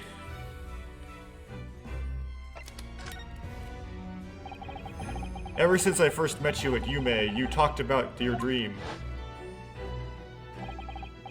Mark my words, Ryonosuke, I'll be chosen as a visiting student and make my way to Great Britain someday. Did you know the entire time about what happened to your father here? 16 years ago, when my father left on that exciting trip to Great Britain, I was just a boy. We took a photograph together the day before his departure. It's my last memory of him. But what I remember most about my father is his unwavering sense of justice. 6 years ago after he left, a gentleman called at our family home. He told me that Genshin, my father, had been taken ill in England and passed away. It was Professor Mikotoba, your father, Susato-san. Oh my. Ever since then, the professor was very good to me. He even helped to fund my university education at Yume. I'll be forever in his debt. But nevertheless, I just couldn't bring myself to believe that he'd told what he told me. Oh. Then one day, a letter arrived at our house from Britain. There was no indication of the sender, so I opened it assuming it was from an old acquaintance of my father. What I read in that letter changed my entire life. What did it say? It said that my father had been a mass murderer, and the writer cursed the Isogi name. Oh no. As a result of that letter, I found out what had been hidden from me all those years.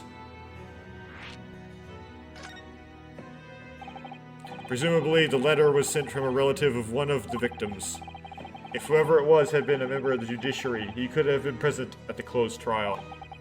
The letter revealed that my father had been sentenced to death, executed for being a killer. I'm so sorry if you had to find out that way. I imagine the British government did its very best to silence whoever sent that letter, but someone who knew the truth and couldn't bear the resentment was always going to be a problem. But still, it could have been written by anyone. Why would you believe such a thing? There was a newspaper cutting included with the letter. It was the first I'd ever heard of the professor and his terrible killing spree. Well, what did my father have to say about the letter? I couldn't bring myself to show it to him. What? Why not? Because he deliberately concealed the truth from me by telling me my father was taken by a fatal illness. That couldn't have been easy for him, and he'd done it out of consideration for my feelings. So instead, I showed the letter to Judge Jigoku. To the other visiting student. He faltered for the briefest of moments, but then he laughed the letter off. But in that moment, I saw it in his face. He was undeniably shocked, shaken momentarily before recovering his poise. A year later, my bereaved mother succumbed to the strain of grief, and she too passed away. That's when I made up my mind that one day, without fail, I would cross the seas to Britain and seek the truth for myself. The truth about my father, Genshin Asogi. And I wouldn't let anyone stand in my way. Oh, Kazuma-sama.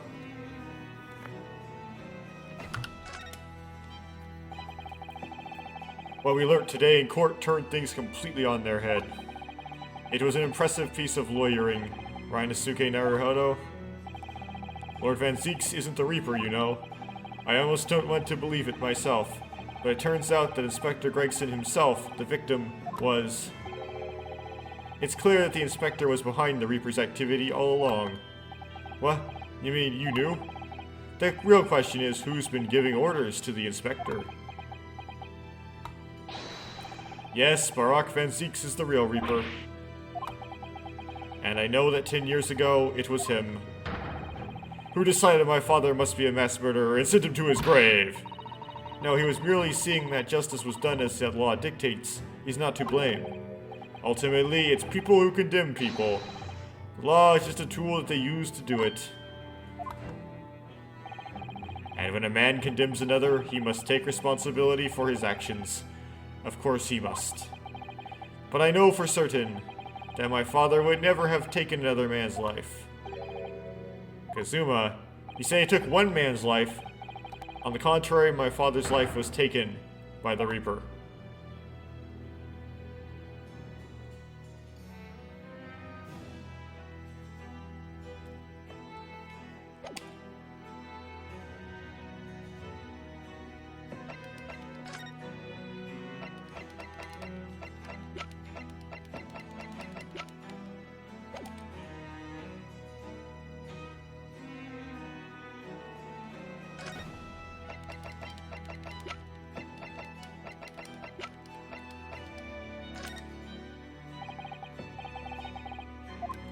Okay.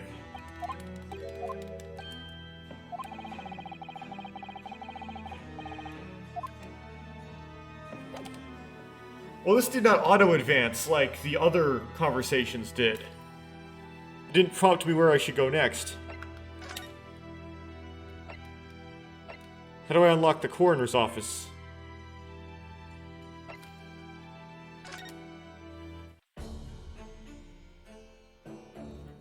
Change here.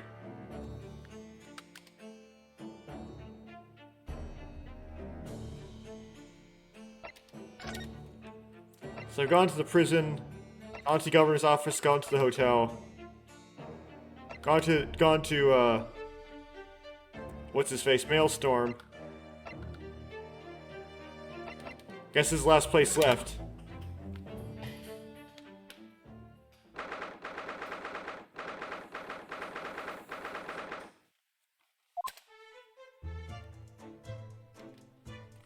Just examine, huh?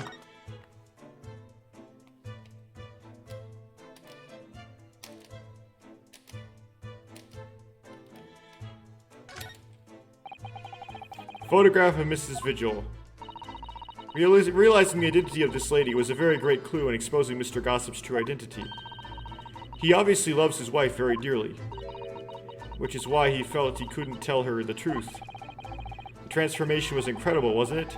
Just from that big, twisted lip. Yes, he went to extraordinary effort to play the part of Hugh Boone convincingly. Although, it didn't really seem like it was much of an effort to me. Now you say it, I have to agree. You know, it's almost as if that was Mr. Vigil's true character. People really are very hard to fathom at times.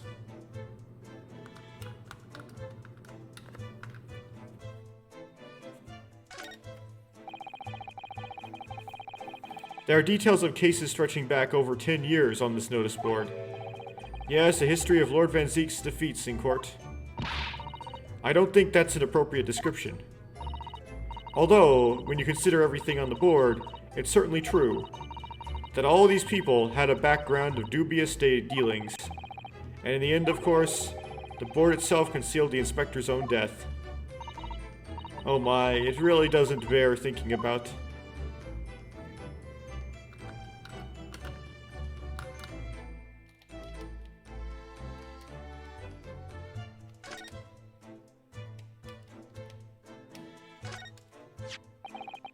This revolver, just who does it belong to? Well, we know it's of the type issued by members of the police force and judiciary. But Gregson's own gun was found on his person. And of course, Lord Van Zeeks had admitted to losing the firearm with which he was issued. Such absent-mindedness, not dissimilar to you, Mr. Naruhodo. I'm starting to think the cold, hard prosecutor and I could become friends after all. Then I wish you every success.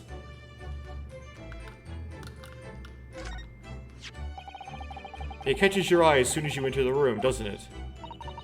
It's such a bright color, it certainly makes an impression. Yes?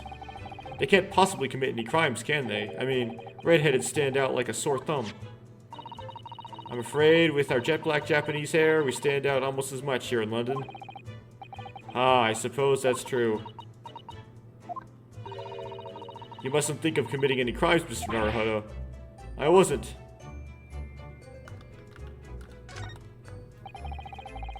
Turns out that Gregson didn't actually die in here at all. Where on earth could he have been killed? Well, one way or another, we must find out. For the inspector's sake. You know, you look awfully pale again today, Mr. Naruhodo. Sorry. When I start thinking it all through, I conjure up some horrible images in my mind. Your imagination is the culprit here, then. Most certainly guilty. Cannot inspect the blood individually. Okay. I never have imagined that this little figurine would turn out to be a watch-winding key. I suppose it's a policeman because the pocket watch was a gift from Scotland Yard. It seems there were much more to Inspector Gregson than we ever realized. He was clearly a brilliant man. It's the fish and chips that threw us off. I feel as though it ruined his image. I really don't think we should blame one of Britain's staple cuisines. But think about it. Imagine if it was Mr. Sholmes. How would you feel if instead of that old briar pipe that was in his hand, Mr. Sholmes had a bag of chips? Rather disappointed, if I'm honest. Exactly.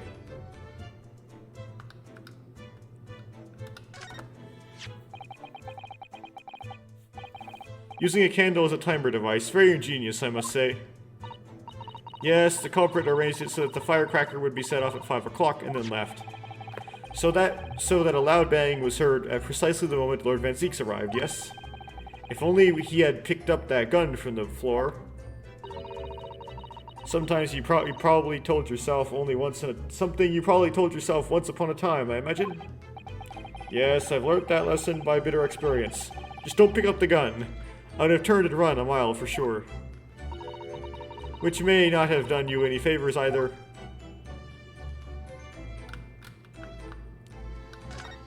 Oh, well, whoops.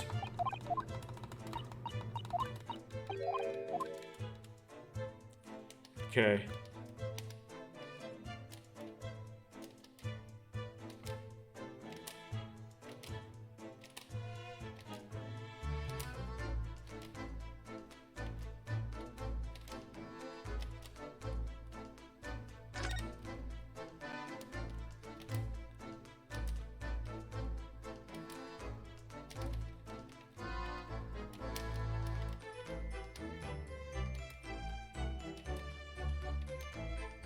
Okay, exhausted here.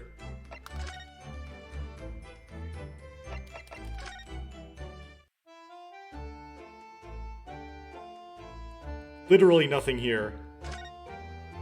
Okay.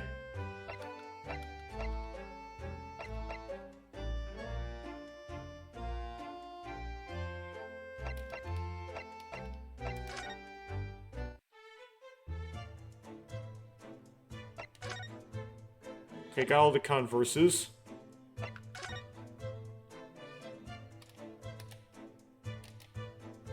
If there's a present I need to do to advance, that's gonna make it tricky.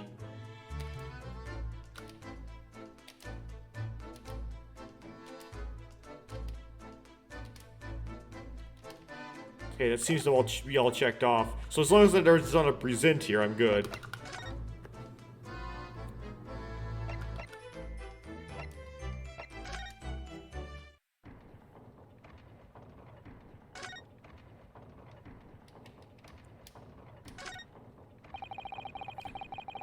Okay. They've already seen this, probably.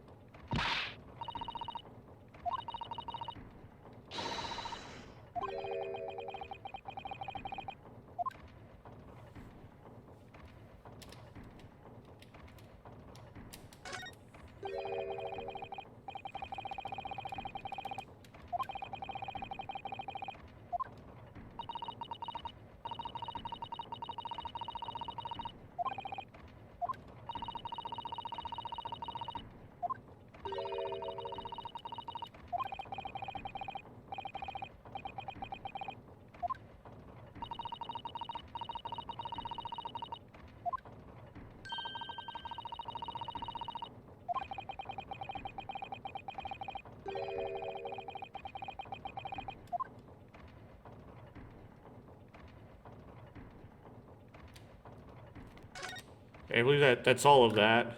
That doesn't matter, it's all repeat dialogue, but just to, like, be exhaustive because I'm stuck, you see. I gotta make sure that I cover everything when I'm stuck.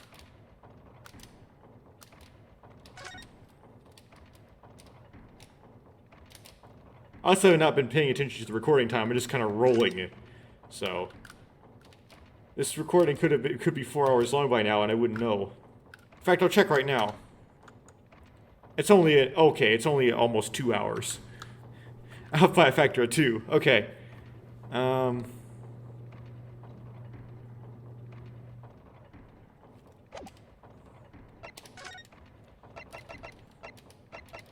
Okay, so there's gonna be nothing there, right? Nothing there. Chief Justice's office. Check the hotel. Check the governor's office. Nothing there unless there's a present we need to do. Let's go to the prison again. Nope, this did not update. There are present we need to do. Does anything look like it would be presentable?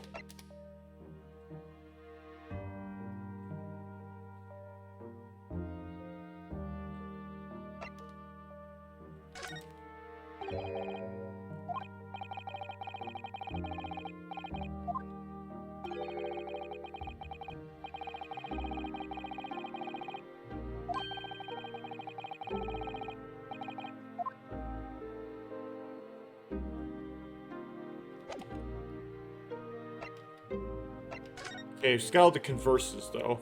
Okay. So this is a present to Van Sykes. We've got that done. We got all the... There's only examines in here. Right? And we've got all of them. Okay.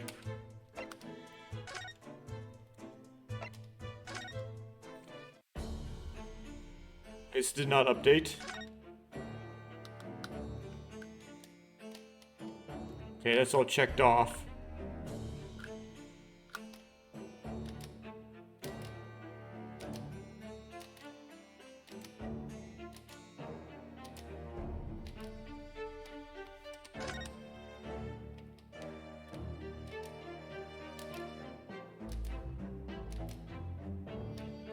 Okay.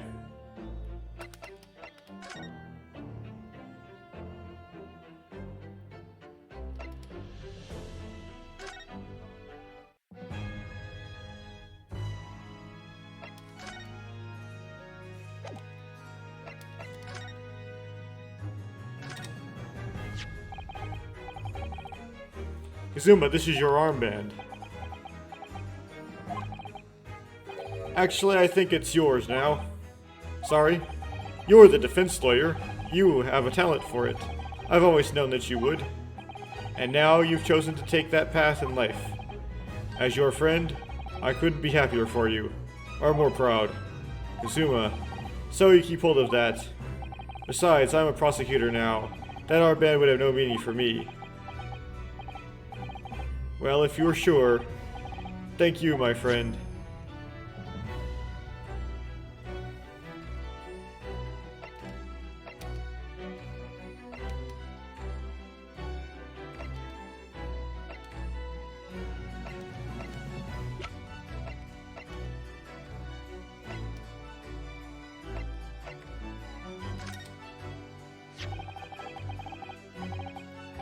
This came up in the trial, didn't it? As something a little dubious, I mean. The fact that no time of death was recorded on Inspector Regson's autopsy report. Yes, there were some unexpected turns in that courtroom earlier. The suggestion you came up with certainly took everyone by surprise. The idea that the victim died the previous day at some other location is quite something. Well, considering when the pocket watch had stopped and the scorch marks on the candle, it's certainly a distinct possibility. The evidence and the scene both point to it. To be honest, it bothered me too. So I paid a visit to the autopsy room earlier. The coroner responsible wasn't there, but I got a name. It's Dr. Gori. If it wouldn't trouble you, Kazuma-sama, we'd very much like to speak with the coroner too. Of course, the last thing I want is for anybody to be brushed under the carpet. Scotland Yard's autopsy laboratory is behind Lowgate Cemetery. Logate Cemetery by Barclay Prison, you mean? Ah, you know it, do you? The prison where my father was incarcerated and robbed of his life. Kazuma-sama? Well, thank you. I'll pay a visit to the laboratory later today.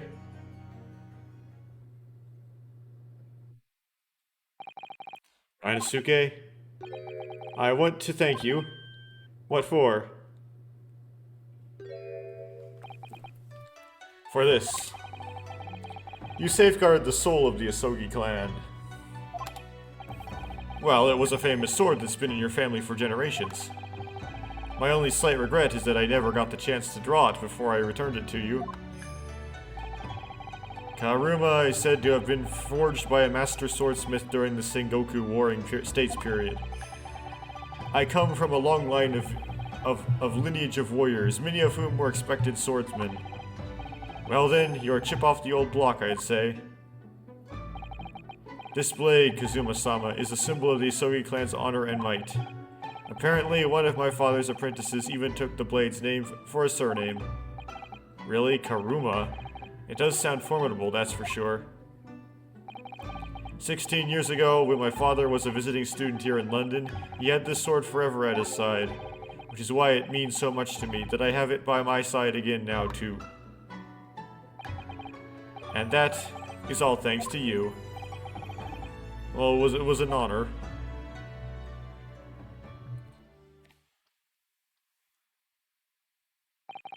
Now, I have preparations to make for tomorrow. Perhaps I said a little too much. Kazuma, you've changed. No, Rinosuke, I haven't changed at all. It's you who's changed. I can completely understand your resentment of Lord Van Zeeks given what happened, but the fact is, those events in this case are, well, unrelated. Is that what you want to say? How can you be so sure? What do you mean? Never mind. The man is the Reaper, and it's for that reason that the inspector was killed. I'm going to prove as much in the court tomorrow, by whatever means necessary. I can't let you do that, Kazuma. I know you'll do what you have to do as a lawyer, but I'm sure I don't need to tell you that I won't be taking any prisoners in the courtroom. I would expect nothing less. Until tomorrow then, in the Old Bailey.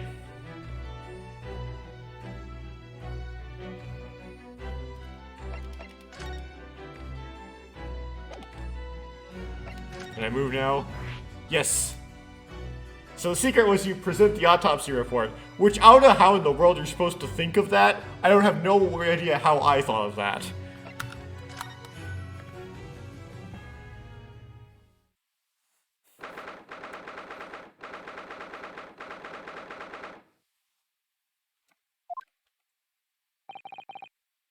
Wow, she really, like, changed it up. This place really is creepy, isn't it? Well, being a dead room, it's probably full of spirits of the dissected. But actually, there's a rather pleasant scent of roses in the air. Well, being a dead room, the coroner probably needs a bold scent like that to mask the odor of death. It looks like Gory likes it, like, Scythe was into the chemical smell, and Gory is into the floral smell. Okay. Iris, do you think we could change the subject?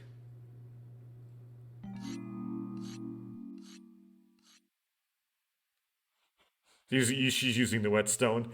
Like one of the one of the taps is no, it's not running. It's just that that's the edge of the sink. Yeah, but it doesn't match the other edge. It's like it's like running out one of the taps, wasting water. What was that?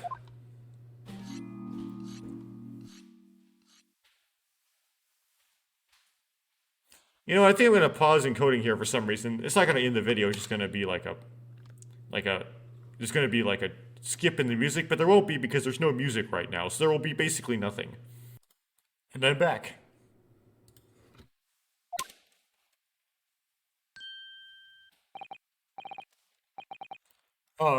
Dr. Gory?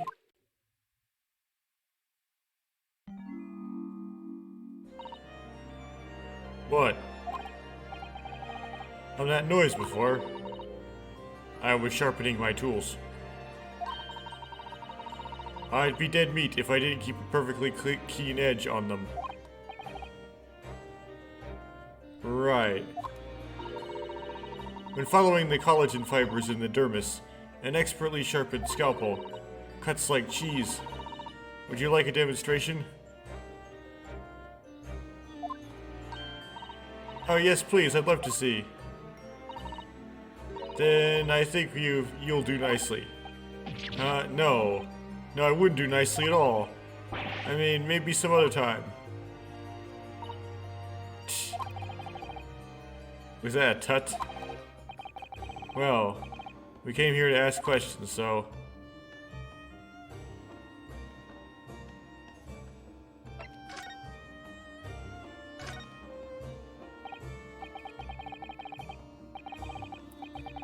we have actually met before. I'm a lawyer, if you remember. You're not dead yet. What? So Mama said I wasn't to cut you open. She's so strict about things like that. Well, good. Dr. Sias has some scruples at least. Oh dear. It looks like she's not interested in talking to us. For the time being, anyway. For the time being? You mean, until we die? I hope that's a way off.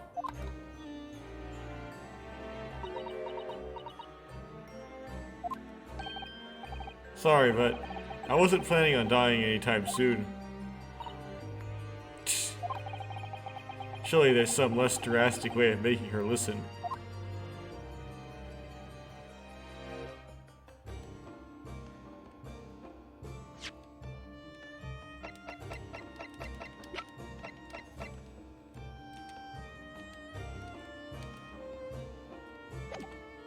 I gotta switch to present mode.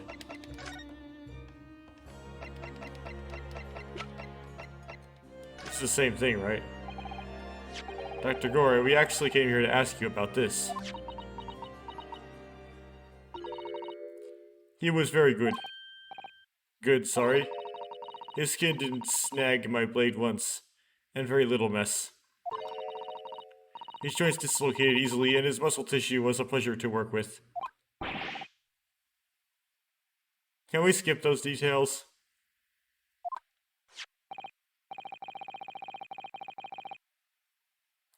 But there is one thing about the report that caught my attention. You don't seem to have recorded a time of death.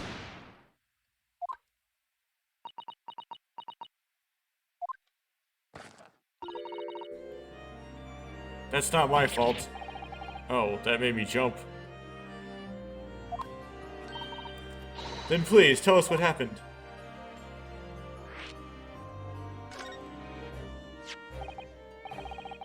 So why doesn't this autopsy report include the victim's time of death?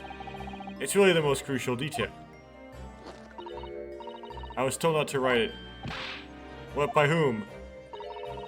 Male Strongheart, the Lord Chief Justice. He came here. Lord Strongheart came? He said that from the witness statements about the gunshot and the other... He said that from the witness statements and about the gunshot and the other evidence it was obvious. The man clearly died at 5 p.m. on 1st of November when the gunshot was heard. But that's not the time of death you wrote on the report. You didn't write anything. Was there some reason you didn't include it?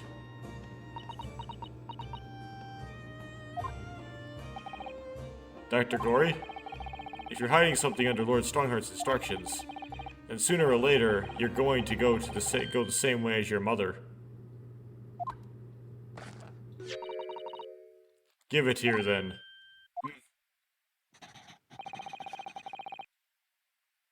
Why is she scribbling so furiously? There. You've written... What has she written? Tell us. Intermediate. But... Indeterminate, okay.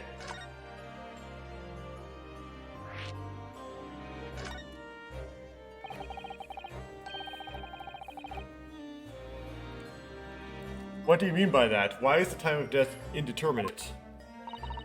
When the specimen was brought in, it was still fresh. So the time of death could easily have coincided with when the gunshot was heard. But there was one small discrepancy.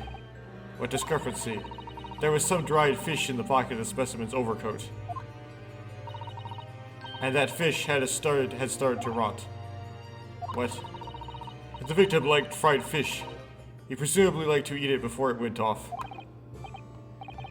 Well, yes, what are you really trying to say?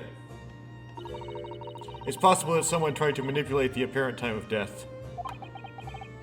Manipulate the... Is that even possible to do? Theoretically, if you were to chill the body in ice, you could delay the onset of putrefaction. Or putrefaction. And if the overcoat wasn't on the body at the time, then only the fish would have started to rot. With today's science, it's not yet possible to determine if the body was chilled or not. But today's science is advanced enough to let you freeze a corpse, it seems. But surely, to chill a corpse like that would require an enormous electrical refrigerator. And I don't imagine many households in London are equipped with such a device. No, you just need ice. Which... yeah, I don't know how you would get that. No, definitely not, but maybe in a factory or some special places? I don't recall seeing any factories or such like on Fresno Street, though. I wonder, is the inspector's body had been chilled somehow? That might be the actual time of, what the actual time of death may have been. I couldn't say for sure. But at the most, it might have been a day earlier. No. In other words, it would corroborate your previous deductions, Mr. Naruhodo. That Inspector Gregson was killed the day before his body was discovered, at a different location. Did you inform Lord Strongheart of this possibility? He simply said that there was no electrical refrigerators of that size in the vicinity.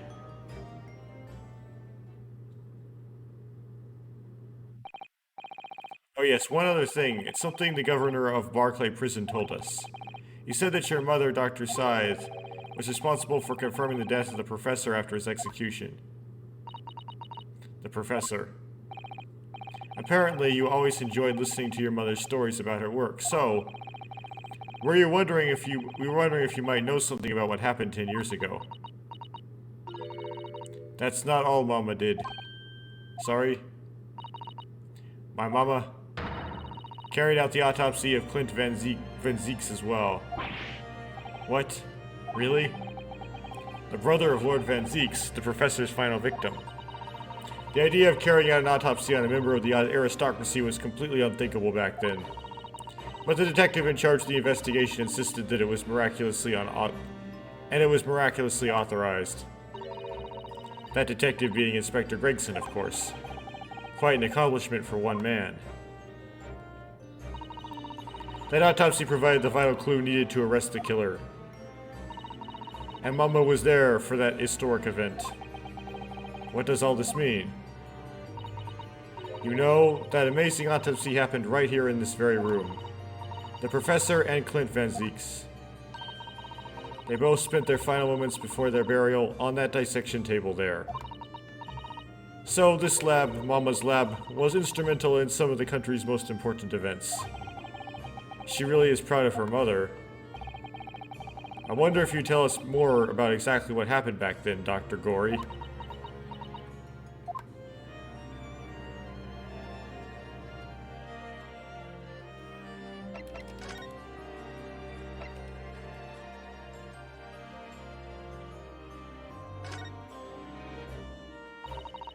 Professor's execution was Mama's first big case. She had to be in attendance at Barclay Prison's execution chamber, and sign the certificate to confirm the convict's death. Mama is the best coroner in the world, you know. I was so proud of her.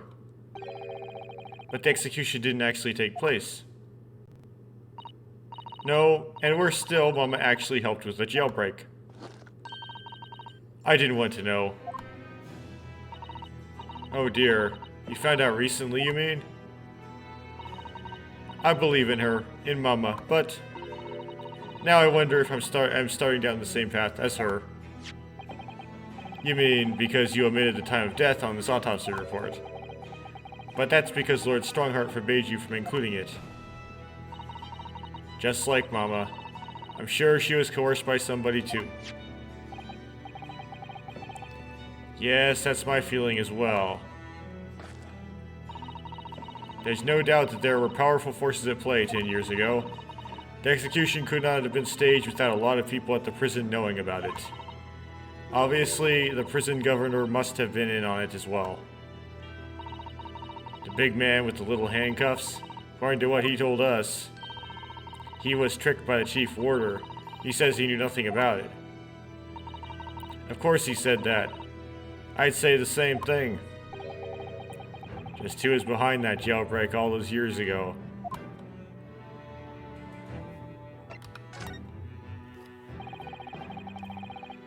You mentioned the autopsy of Clint Van Zieks. It was at a time when carrying out autopsies for murder victims was very unusual. It's still not a practice that's observed in our country even now. It turned out that he was the professor's final victim, and when the autopsy was performed, Mama was present, although only as the secondary assistant. The person leading the procedure was called Dr. John H. Wilson.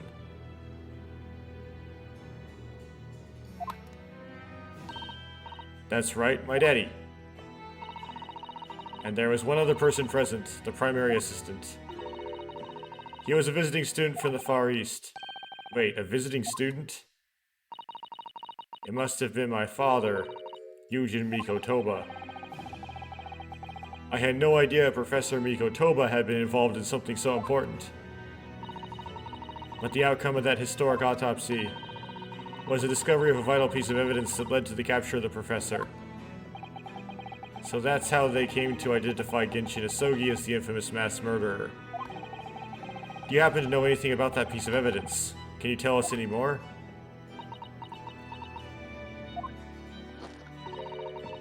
Would you like to see the records for yourself? Would that be alright? What's the point of keeping records if people can't look at them? They're filed under V at the back of those cupboards, with the other records from the last decade. Thank you. Let's see, Van Zieks. That's strange. What, Mr. Naruhodo? They aren't here. There's nothing under Van Zieks. There must be. Perhaps somebody took them away. No one's allowed to take documents related to the professor case out of this room. But you're right, they are gone. Well, when was the last time somebody looked at them? Do you remember? It's Kazuma? Or Strongheart, which one? It was, oh yes, I remember now. It was 2 years ago. Consulting detective came one day, saying that he'd like to see the records. No, you don't mean... Herlock Sholmes was his name.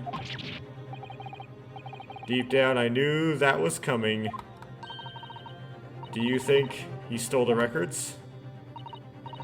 Oh no, surely not. Iris, that can't be right, can it?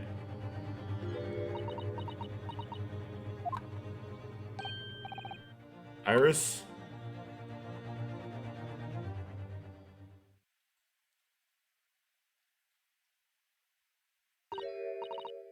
Runo. I hope you don't mind, but... What is it, Iris? I've just remembered something very important I have to do. I'm going to have to leave you now. Oh, this is very sudden, Iris. Well, we'll come with you then. Oh no, there's no need.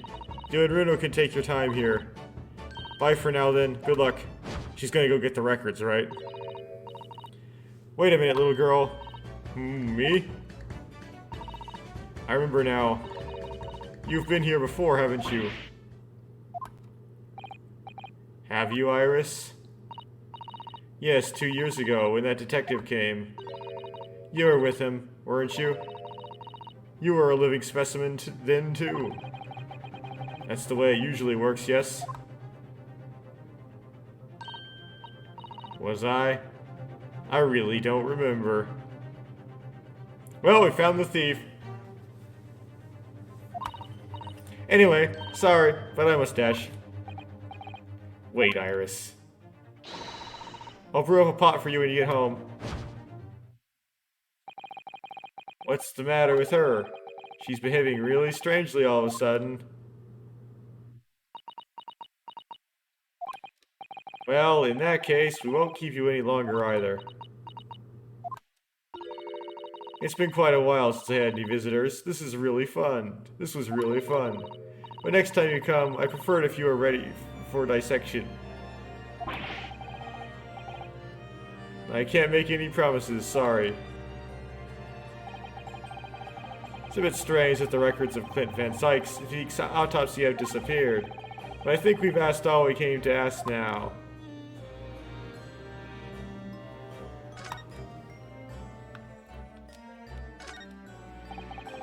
Let's have a closer look at this.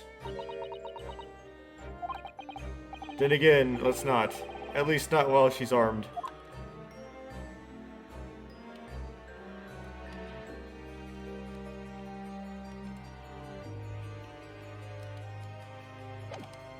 Okay, that's it then.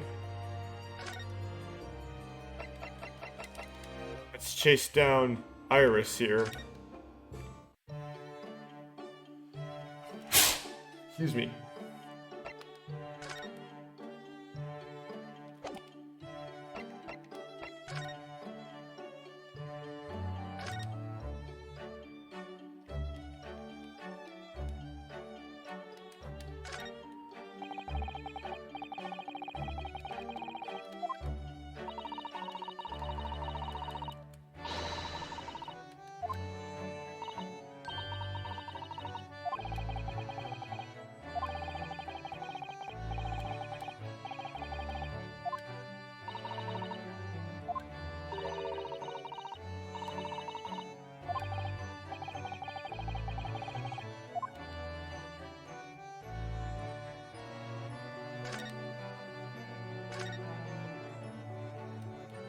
I don't see her.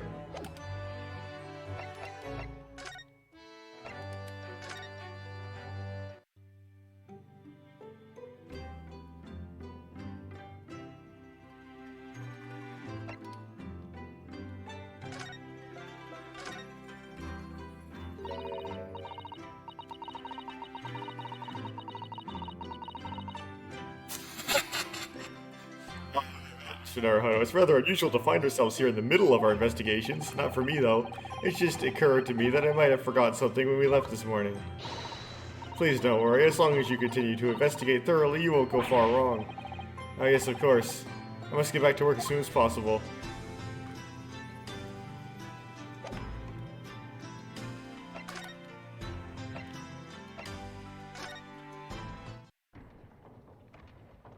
Nothing here.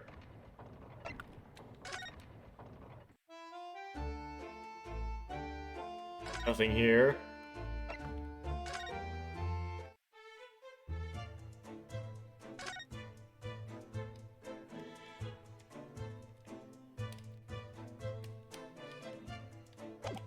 Nothing there.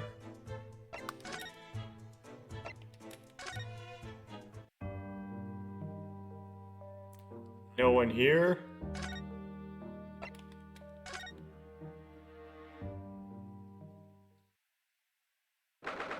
Oh, this updated now. Huh.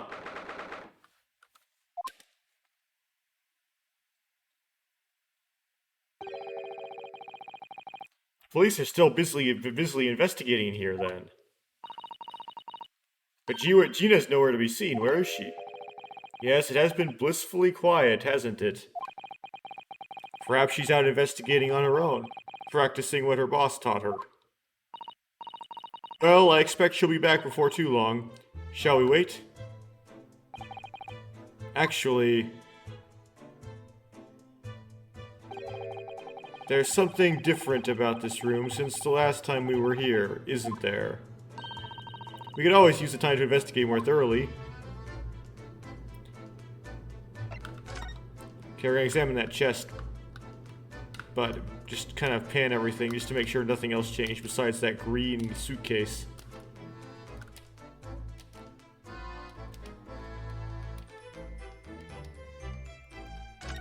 Okay. That little green trunk wasn't here before, was it? Oh, it appears to have been made of metal. It must be very heavy. I wonder to whom it belongs. There are some initials on the inside. Look, TG. Let's ask one of the policemen if they know how it came to be here. Wait, what do you think you're doing? That's my trunk, that is. Hands off. Gina? Where are you hiding? I don't know. You leave something unattended for a few seconds, and every Tom, Dick, and Harry's got a greedy eyes on it. Just a wild guess, Gina, but... What? Spit it out, Odo. Is it fair to say that you've only owned that trunk since this morning's trial? What are you trying to say? Come on, this trunk goes with me everywhere. Always has. What have you been the last year? Trying not to incur your wrath, mainly.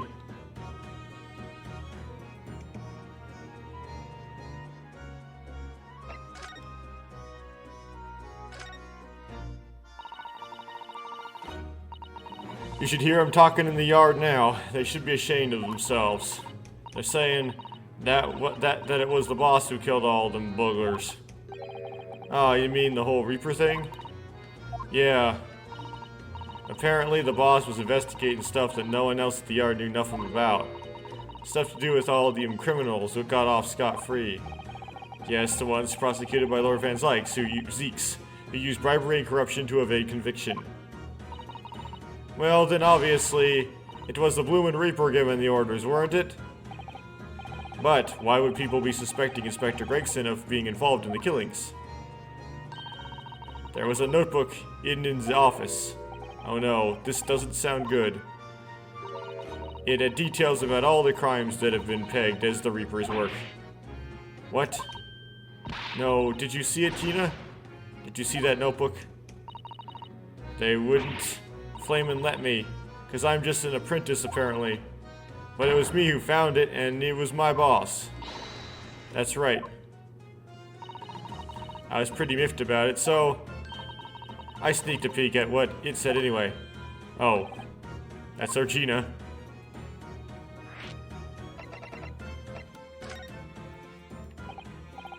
So you managed to see what was written in Gregson's secret notebook anyway, did you? The way I see it, it's my right to read what he wrote. And what had he written, Gina? Dates, times, places, names. Whole list of them. All details about the bludgers supposed to have been done in by the Reaper. But there could be an explanation for that. Perhaps it was a recording of the inspector's investigations into the Reaper's activities. Exactly, that's what I said. That's the first thing you'd think, right? Well, it happens it was full of names I recognized anyway. Well, the Reaper's targets are almost exclusively known leaders of London's criminal underworld. Well, yeah, but there was one name right at the end that was a bit odd. At the end of the list, you mean? I'm pretty sure the date against it was 31st of October. Oh, the day before the inspector was found dead. So what was the odd name? It weren't like a name I've ever seen before. It was something like, Nah, it's no good. I can't remember it.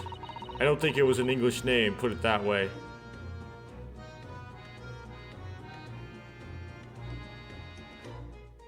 What? Who was on the hit list? Oh dear, what a pity. There was something else too, I don't know if it matters, but the same name kept coming up over and over. Shin, it was. Don't suppose it means anything, but...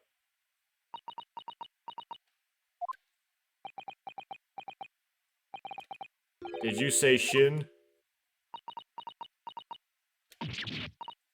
What? It doesn't mean something? Lord Van Zykes knew the name too. He mentioned her as well. The woman who actually did the deeds. And now we find out her name appeared in Gregson's secret notebook.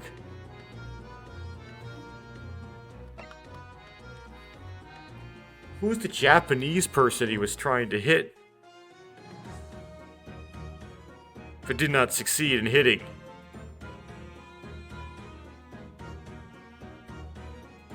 Huh.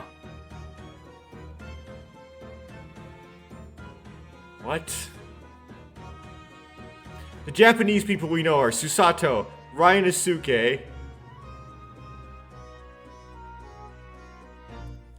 Kazuma, Susato's father, Seishiro, or Judge Jigoku, and Genshin Asogi. So either Genshin is somehow still alive, even though he got shot. Seishiro did it. Oh no. Because how Gregson would have, like, gotten shot was that, like, while he had, what's his face? I forget his name already.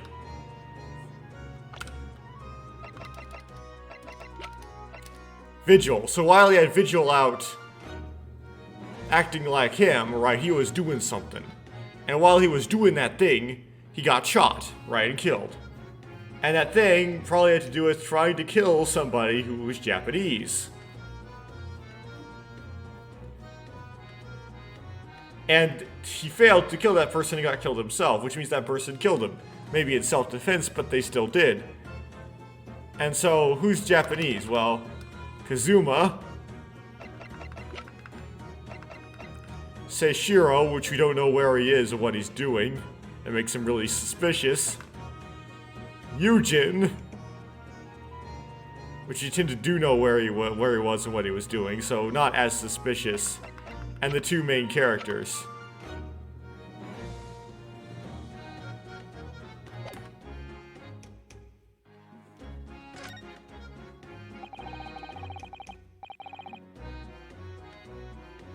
We haven't seen you for a little while, have we, Gina?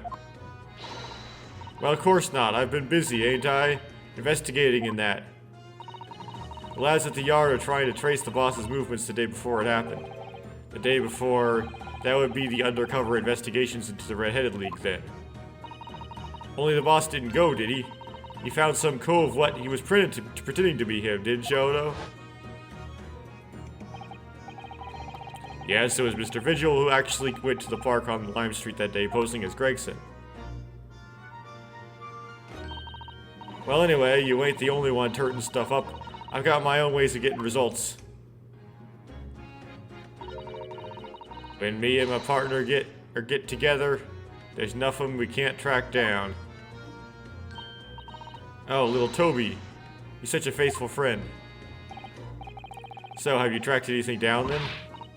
What do you think, eh? Of course we have. Can't tell you though, police business, innit? Anyway, the point is, if you lot ever need any help, you know who to turn to, right? Me and the L-Hound there. Right. Because he looks so hellish, honest.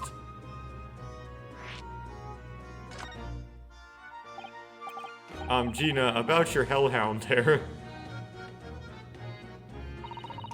Chief Inspector Toby, you mean? Is the pride of the force, he is. In Japanese, police dog means something quite different and not altogether nice to those involved in crime. But here in Britain, it's a wonderful compliment it seems. For a canine at least. It should be, after all, in the great exhibition case the other day, it was Toby here who managed to locate Drebber's workshop. Maybe it's time for another demonstration of what the super dog can do, eh? Do we have something the Chief Inspector could catch the scent of, I wonder?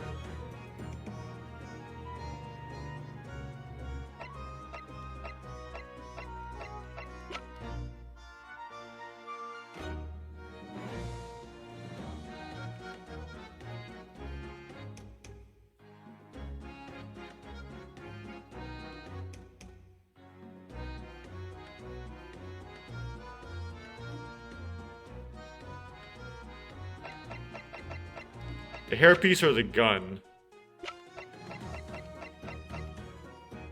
Try the hairpiece first. Well, Chief Inspector Toby, if you wouldn't mind having a sniff of this.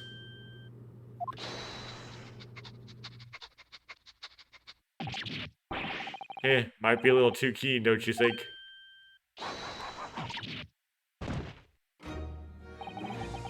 The chief inspector made short work of Gina there. Woof. Ah, look what he's gone to. Oh my, that trunk clearly still has a very strong scent of Inspector Gregson. In other words, it must have belonged to him.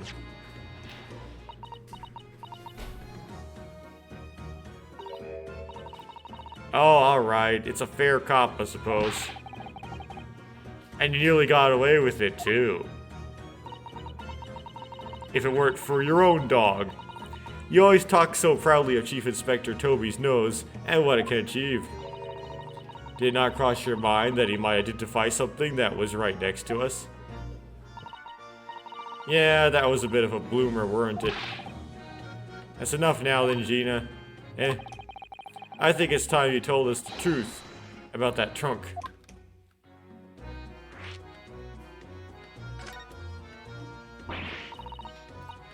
It weren't like that, it just weren't. What are you talking about? I know what's going through your head of yours, but that ain't what happened. Alright then, what did happen? Well, like I said before, we were trying to trace the boss's movements. So I let Toby here have a whiff of the boss's overcoat. And as soon as I'd done that, it went off like a shot. And straight to that sandwich. To a sandwich? Not to a bag of chips? Mr. Naruhodo, I believe Gina means the witness.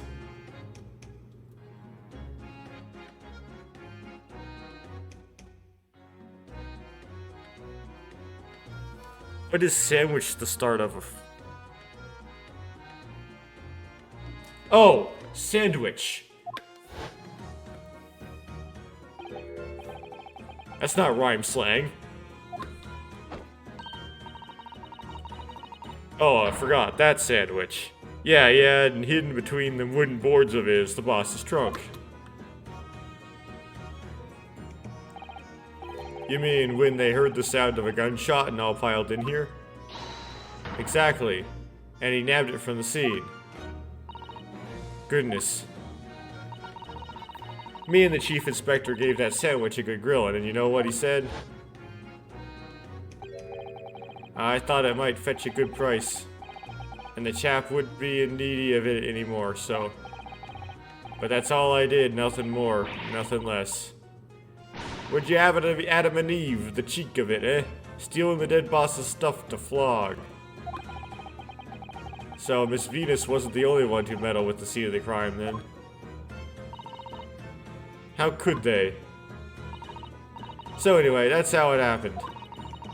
And it's a pretty decent trunk, so I figured I might as well make use of it. Is there something wrong with that, eh? Well, maybe you and Mr. Sandwich should try to find the answer to that question together.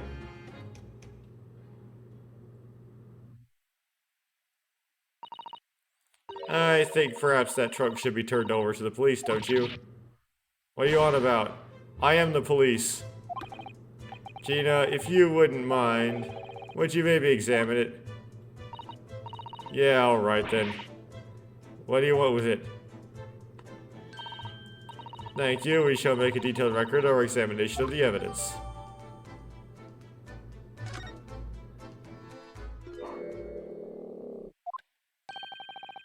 What's the matter with Toby? Okay, first we're gonna check the evidence first. I said first twice. There's a lot of evidence.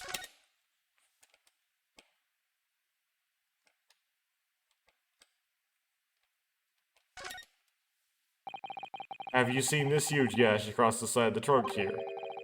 It's gone right through the leather and into the metal behind. Gosh, for a metal chest like this to have been so badly damaged. Whatever made the gash must have struck the side of the trunk with considerable force. I wonder how it happened. Okay. Got blood too. Look at this dark stain here. Do you think... Yes, I'm afraid so. I think it's blood. Oh, I knew you were going to say that. So that presumably means that this was present at the scene when Inspector Gregson was killed. It's the most logical conclusion, yes? To think Gina's been carrying this around with her. If you didn't know any better, I suppose it does look like a grease stain from all the fish and chips.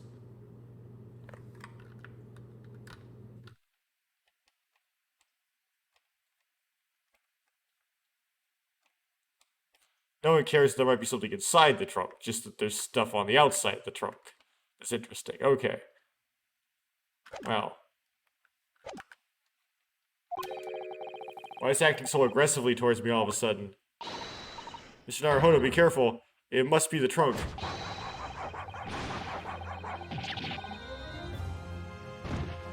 Thud.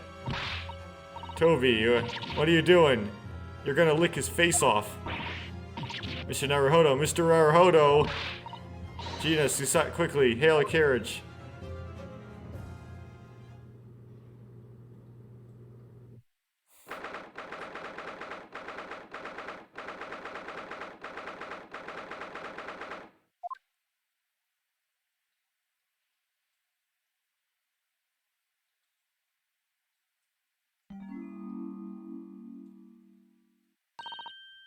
Oh, Mr. Naruhodo, are you alright? Miss Susato. Ah, conscious again at last. A blessed relief, my dear fellow. After all, to drop dead after a moderate licking by a small terrier, most unseemly. What is it? What is or isn't seemly is irrelevant here, Mr. Sholmes.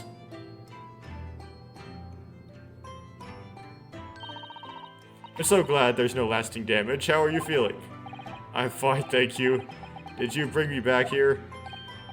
What's this on my head? A bandage? Sadly, we had no ice, so that's a compress of sugar water. Sugar water? Don't worry, Mr. Naruhodo. It's a first aid treatment that my father taught me. Oh, thank you. So, let us take tea while we're feeling up to it. But of course, no sugar in the patient's tea. The bump on my head is throbbing sweetly enough, don't worry. Hehe. Whenever you feel ready, then.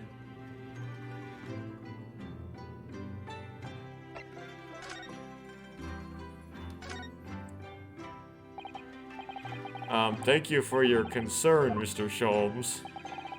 My dear fellow, I think nothing of it. I must say, I am quite startled. When I heard that you'd be attacked by a dog. For a moment, I feared the infamous murderer of so many had come back from the dead. You mean the professor? Fortunately, I see your prized throat is unscathed. That stiff, turned-up collar of yours obviously afforded some welcome protection. Was I that close to death? Am I really... All I really remember is the dog licking my face over and over and over again. Well, if you wish to avoid such troubles in future, a little mustard spread on the cheeks should do the trick. You should think that would balance the sweetness of your bandage rather splendidly.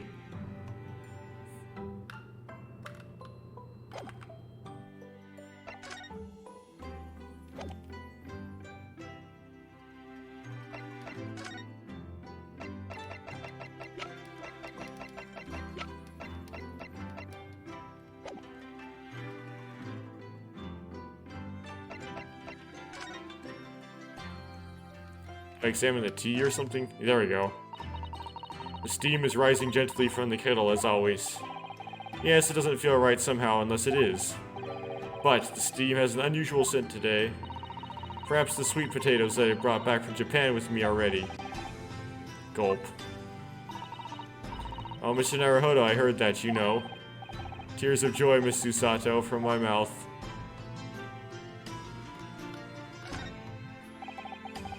Whenever you serve me tea, it always takes me back to Japan. You know you're not particularly fond of the bitter taste, are you?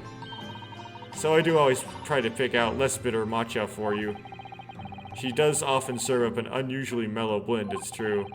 But the anticipation of the taste in my mouth makes me bitterly worried anyway. It's very difficult for you, isn't it?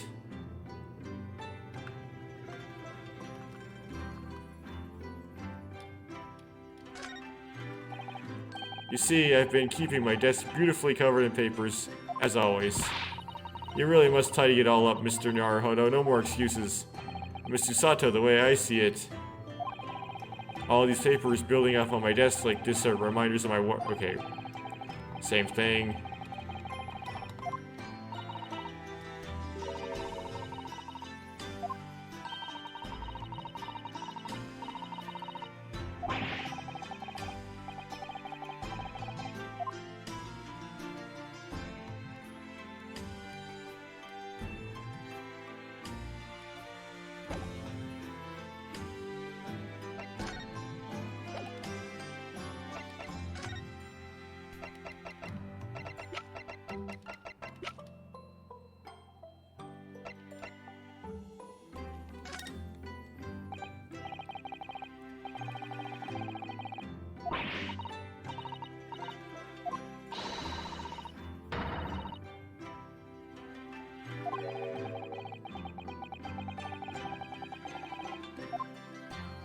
Huh.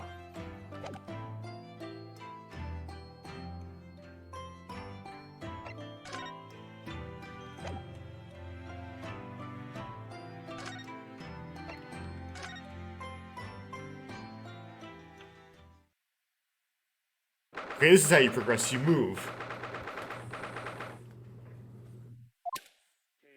Mit dem Schwarzbiergebot brodelt wie ein Feuerberg, den Schlund es mir verbrannt, ach Hopfen deine Wut.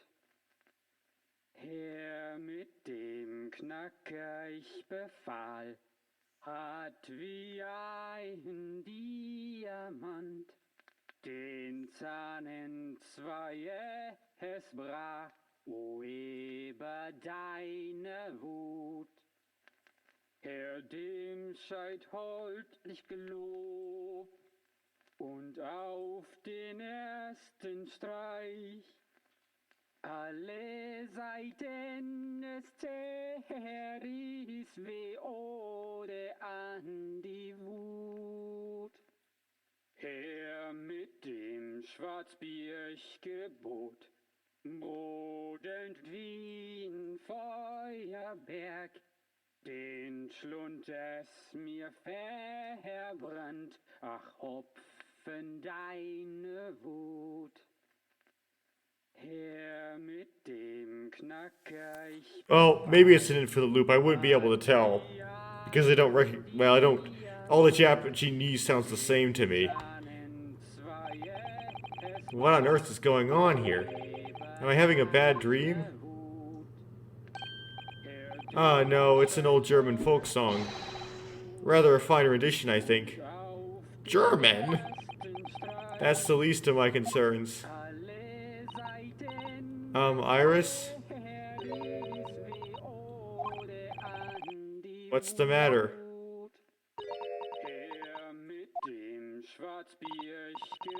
Who is that sprawling? I mean, that gentleman, relaxed gentleman over there. Iris, is she even listening? Excuse me, sir. I do apologize for troubling you whilst you're singing so merrily, but would you be kind enough to explain the situation? Well, that worked. A crooning gentleman and a mute young girl. A rather tantalizing juxtaposition. And one that appears to have incited the gods of deduction within me to find their voices too. Oh, Mr. Sholmes, do you mean? He's gonna suggest that one of Iris's teas did this. The strains of reasoning within me are playing now as a delightful duet. One melody sings of a reunion full of nostalgia, whilst the other is a morose theme about the great secret you're trying desperately to conceal, Iris. She's turned as white as a sheet. So, as usual, you've instantly seen the very heart of the matter. And by the time my own brief performance is over, I feel sure this gentleman's song will reach its finale. So then, to Music Land, where all its sweetness and delicacy and harmony. Well, I knew it wasn't sound like Jap. I just assumed it was Japanese because I thought the man was Japanese. But of course, like, Yes, it doesn't sound like Japanese at all. Pray, do enjoy Sherlock Holmes' latest logic and reasoning spectacular.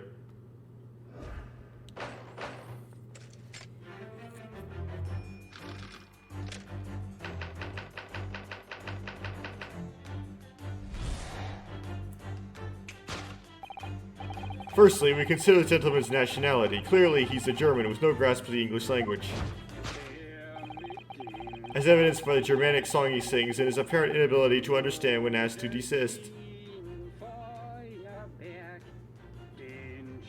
No, we know who he is. Why are you saying that? So why is the man here at all and in such apparently high spirits? The answer, of course, Iris, is clearly known to you. Indeed, we only need to follow the gaze of those bright young eyes to unravel that particular part of this mystery. The reason for the man's mildly irritating warbling is revealed by the herbal tea. You obviously offered our German guest a cup of your latest herbal blend. The tea's delicate flavor has made the man's spirit soar, and resulted in this joyful ditty tumbling incessantly from his lips. I eagerly await sampling the flavor myself, that I may join the fellow in his state of elation. Now, the next question. Who exactly is the gentleman availing himself so thoroughly of the settee?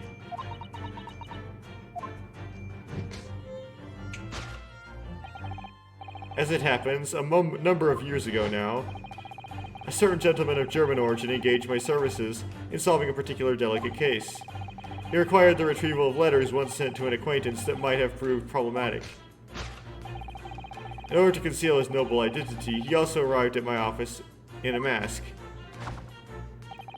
The gentleman's name was Wilhelm Goldstreak Sigmund von Ormstein. I presume that's in the original Adventures of Sherlock Holmes somewhere. The King of Germany. If my memory serves, the mask worn by this gentleman is identical. Yes, there can be no question. That mask belongs to the King of Germany. It would appear that His Majesty remembers the fine service I afforded him, and he decided to show his face again, mask and all, in order to express his gratitude. The well-mannered monarch indeed, wouldn't you agree, my dear fellow? So the identity of this masked visitor is in fact my former client, the King of Germany. Indeed, his son is currently in London as well, enjoying the wonders of the Great Exhibition. He doesn't have a son. But yes, his son was at the Great Exhibition, I suppose. He was the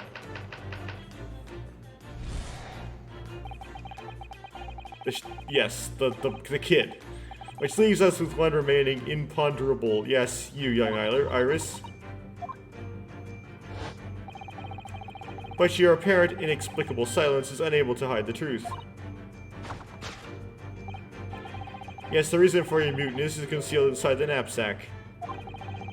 A £5 note, I believe. I must say, as your compatriot, I'm deeply saddened.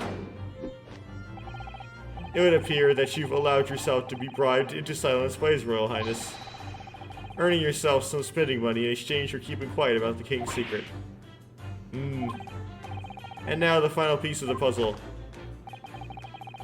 What is the secret you tried to hide with your silence, Iris?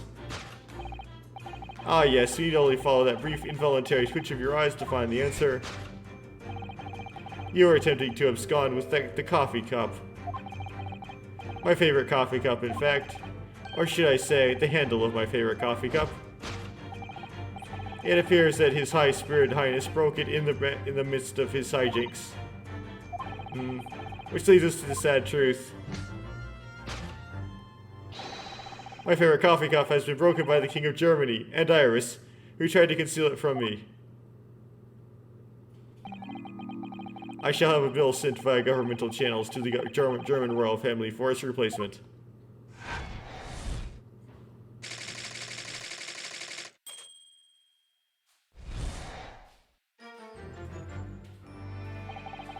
Thus concludes Sherlock Holmes' great deduction of this painful puzzle.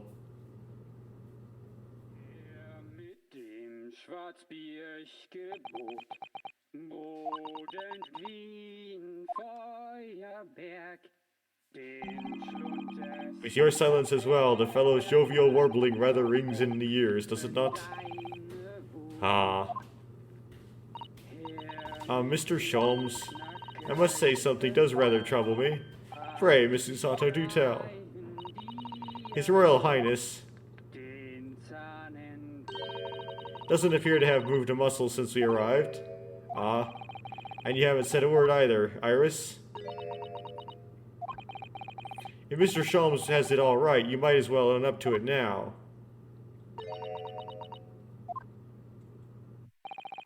Your reasoning isn't entirely without substance, I must admit.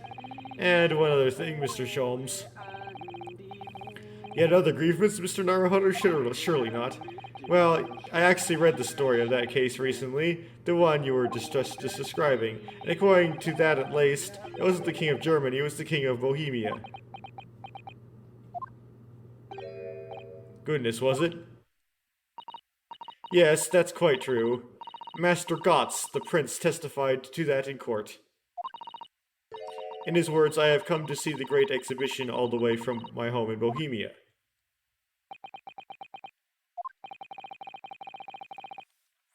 I would ask you to keep that minor error to yourselves. It could easily become quite a scandal. I believe, Mr. Naruhodo, that it's our turn to make some corrections to a number of minor errors that may have slipped in. Yes, even Mr. Sholmes is willing to admit he might be slightly wide of the mark this time. Although it's clear that Iris is definitely hiding something. We need to find out the truth behind this mysterious scene. But one truth is incontrovertible. My favorite coffee cup is no more.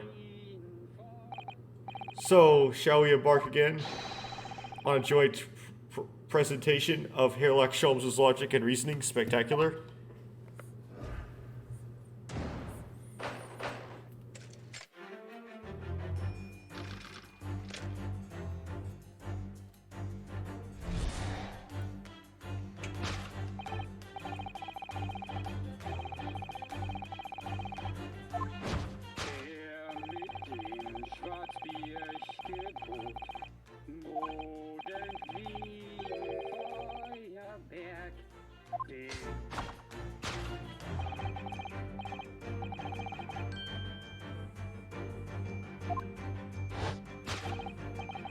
So I presume that the German's being played by the phonograph and is not actually coming out of his mouth, right?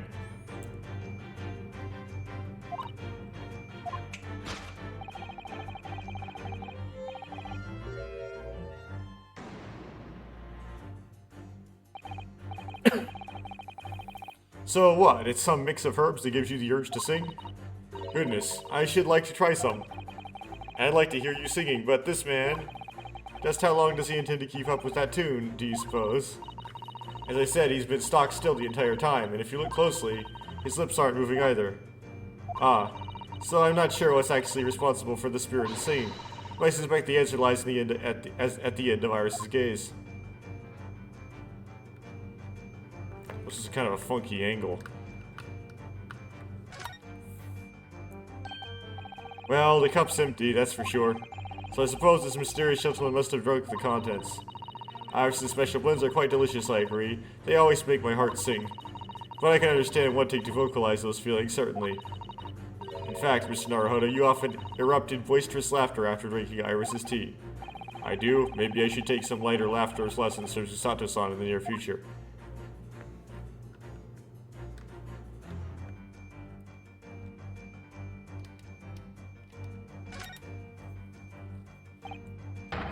We know this mask. Oh, you're right. So, does that mean...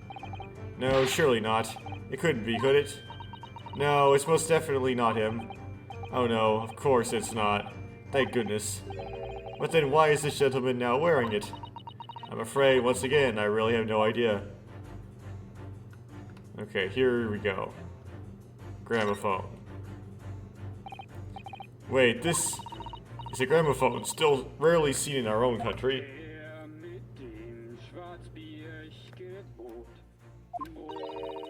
The sound certainly appears to be coming from the horn. A machine singing? That can't be right.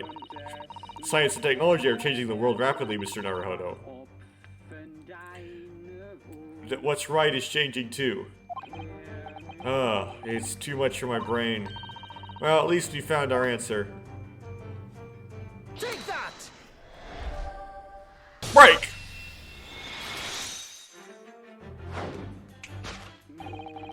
The reason for the man's mildly irritating warbling is revealed by the gramophone.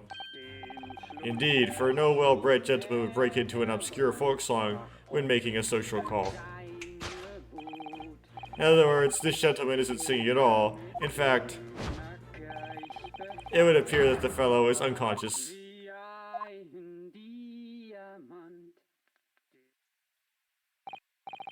Oh, the music seems to have stopped now. I ask you, Mr. Naruhodo. Yes? Why would I have purchased a recording of that gibberish? How should I know? Well, never mind. On with the deduction. Who exactly is this gentleman availing himself so thoroughly of the settee?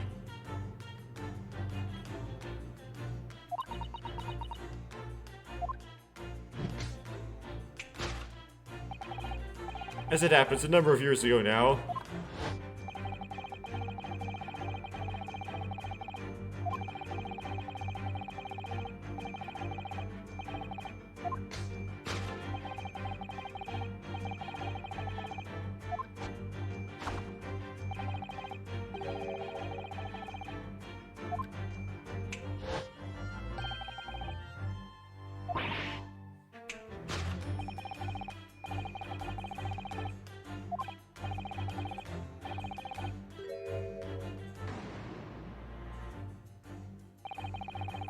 although we've already established that it was actually the King of Bohemia, it seems Mr. Sholmes intends to persist with his Germany theory for some reason.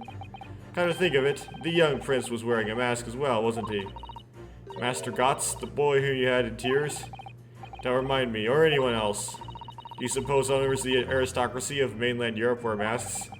I'm sure they do. Well, probably. Anyway, the point is, that mask doesn't belong to any king. Is that the substitute for wigs now? No, that's right, as we well know. Because we can't identify the true owner of this mask. Because we can identify the true owner of this mask.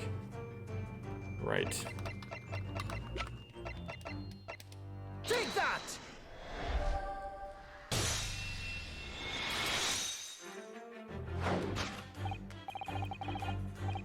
Yes, there can be no question. That mask belongs to Kazuma Asogi. In other words, my memory is sublimely unreliable. Only you could try to make that sound positive. Kazuma's mask has been languishing in this metal chest for several days. Though that doesn't explain why the gentleman is wearing it now. But it is now a simple matter to determine our guest's true identity. After all, the gentleman is unconscious. We need only excuse ourselves in advance, gently lift the mask and peer beneath it.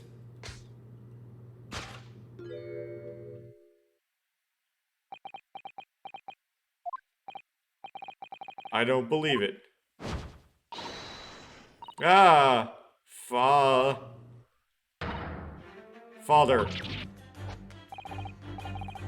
Afraid, Miss Usato, you must be mistaken. Nope, I think not, Mr. Sholmes. Then it would appear our logic and reasoning has once revealed itself the truth. This mysterious visitor is my unconscious father, Yujin Mikotoba. Logic and reasoning, or just looking and saying?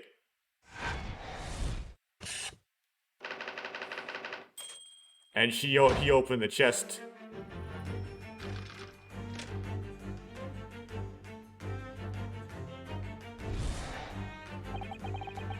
Which leaves us with one remaining okay.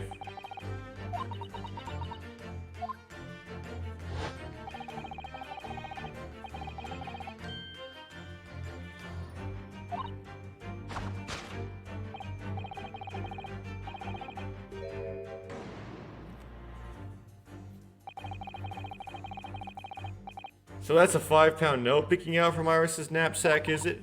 Oh dear, I can't be sure. Most money that we encounter is in coin form.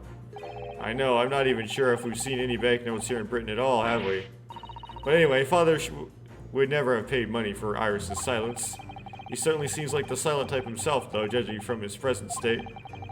There must be some other reason for Iris's silence, I suppose. Perhaps what Iris is trying hard to get away with her eyes is something entirely different. I'll hit that just to get the dialogue.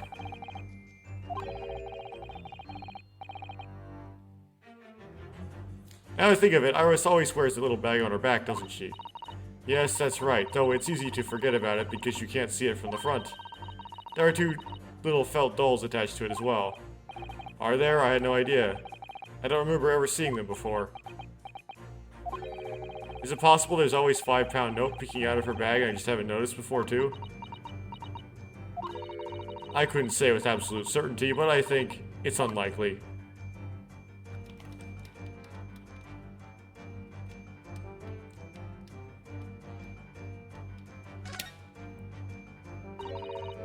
Metal chest. It contains important documents, doesn't it? Yes, details of all cases Mr. Sholmes has worked on over the years. Written up by Iris's father, if I'm remembering correctly. Iris insists that the chest is kept locked at all times. She never once shown me inside. Well, its contents are invaluable to her, I suppose, and entirely irreplaceable. But look at it now. The catch is unlocked for once. Ah, so it is. That's hard to ignore. Very. I've never seen that chest unlocked before in all the time I've been staying here at Baker Street.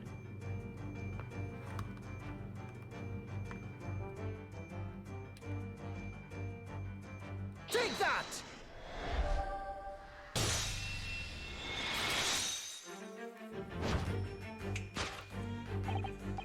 Yes, the reason for your muteness is concealed inside that metal chest. An excellent observation. From upon a closer inspection, there is something different about the chest's appearance. It's kept locked at all times, yet now the catch is open. Evidently, this has something to do with your refusal to speak, Iris. But it's simple enough matter to incite you to speak, I'm sure. I merely need to open this chest. Here we go. No, Hurley, don't.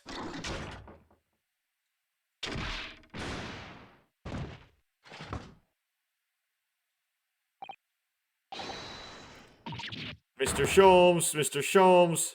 Oh. He's dead. Never. Oh, Hurley, I told you not to open it. So you found your voice now, Iris. Ah. In other words, that what just happened clearly reveals the truth here. Yes, the real reason for your silence until now is... This is somewhat different to the usual dance of deduction you perform with Mr. Sholmes, isn't it? Well, he's left me alone on the ballroom floor, so I'm going to have to dance this next part solo. And anyway, I need to get to the bottom of this for my own peace of mind. Now then, Iris isn't usually the silent type. So, you mean you don't actually know the answer yet, despite that knowing point of the finger before? Miss Susato, sometimes a man needs to point his finger first and think later. Oh well, if you say so. I think we better examine Iris more closely and try to rescue the situation then.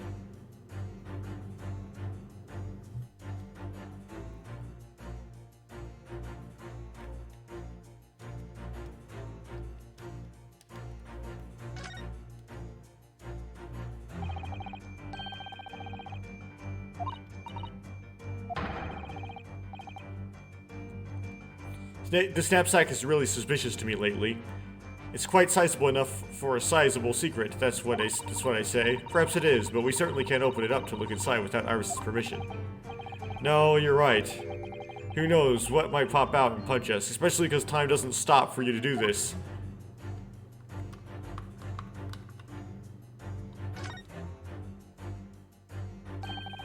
That's a key she's holding, look. I'm sure that wasn't in her hands before, was it? No, you're quite right. It appeared as if by magic. That's strange. A big old iron key. Where did it materialize from?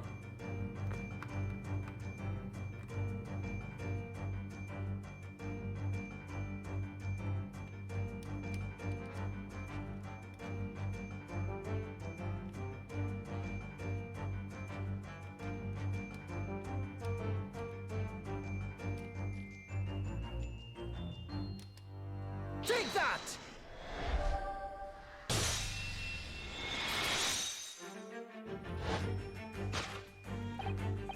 Yes, the real reason for your silence in town now is that key behind your back. Mr. Schultz was thrown into the air before.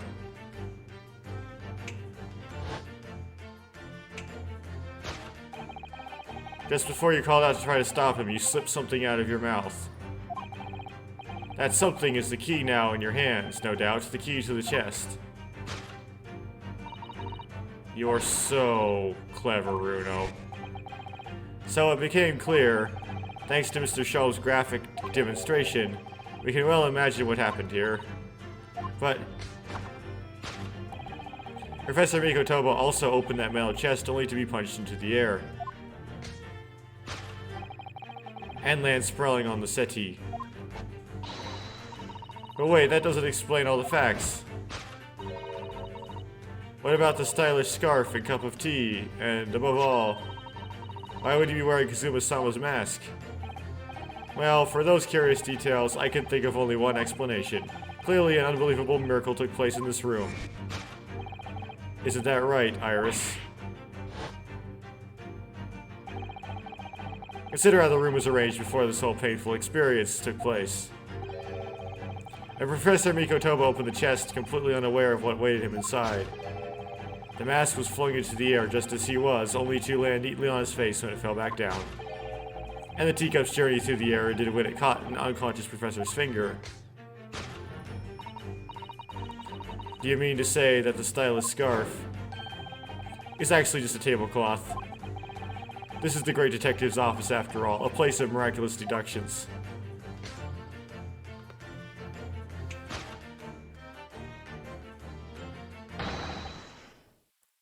Would you expect anything less?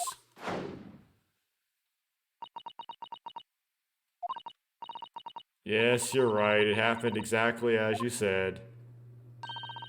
Brilliant, Runo. Thus concludes Ryanosuke Naruhodo's great deduction of this punchy puzzle.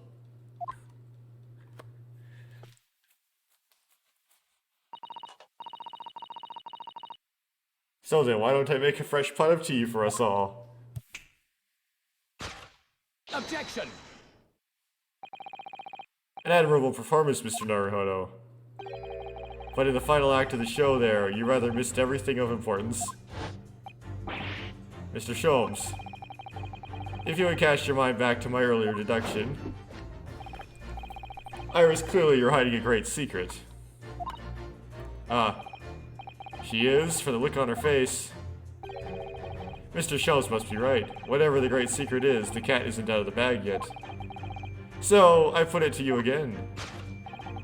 You're attempting to abscond with the coffee cup. It really is a shame about Mr. Sholmes' cup. It must have been smashed when Professor Mikotoba opened the chest. Oh dear, so many things seem to have been broken here. But why would he open a chest with stuff on the chest?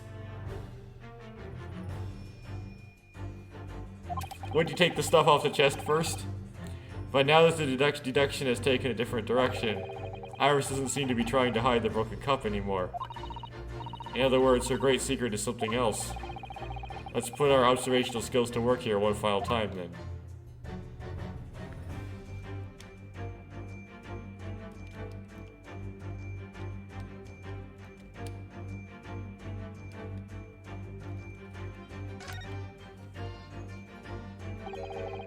Mr. Sholmes' favorite cup. Or what's left of it. Just the handle. It's obviously hurled into the air along with Professor Mikotoba. If only it had been this cup that had caught on his finger before it hit the floor. Yes, but anyway, whatever Iris is trying to hide, it's clearly not this handle.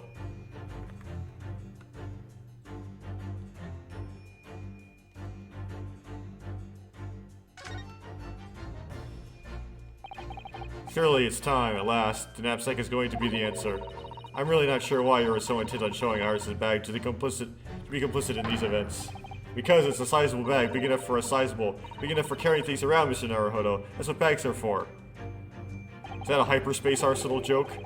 So the knapsack might never see the limelight, you mean? I really wouldn't like to say. That was kind of meta.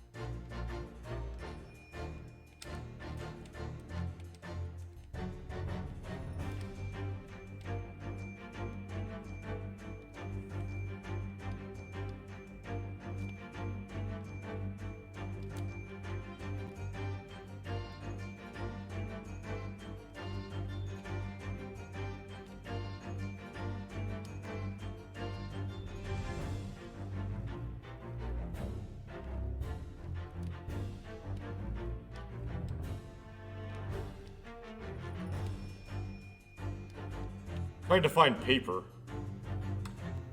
And I see this paper here, but like, I can't select that.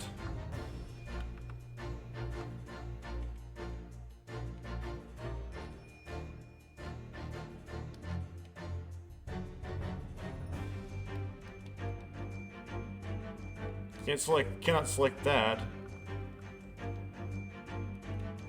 You know, even though it's a pile of paper.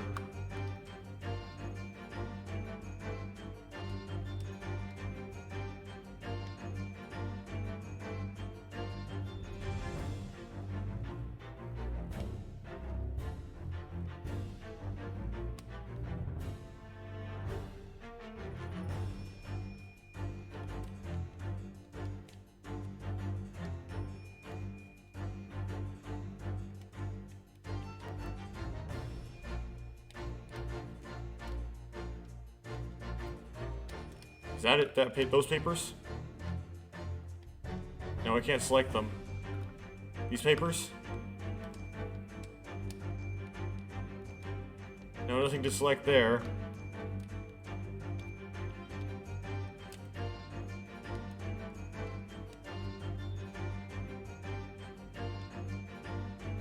What's she looking directly at?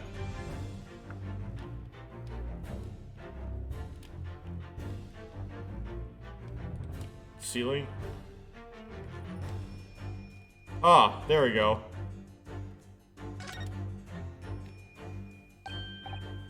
Oh, look, there. There seem to be more papers there. Is Iris trying to hide them underneath the tray? There's the insignia, Mr. Naruhodo. It's an official Scotland Yard document. But why would Iris have... You must ask her. An official Scotland Yard document.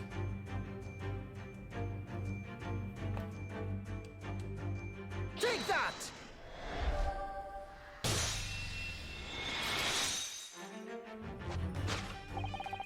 You were attempting to abscond with that case file. Iris, as you know very well, nothing escapes the attention of a great detective. Oh no.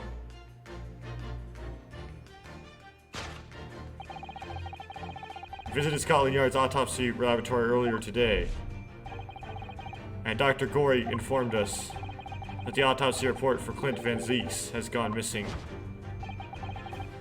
Clint Van Zeeks, whom, yes, I do seem to recall. That some years ago I asked to see the report in question. You were with me, weren't you, Iris?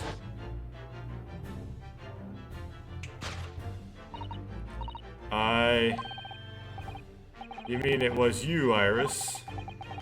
So those papers you have there are... I'm sorry. Forgive me.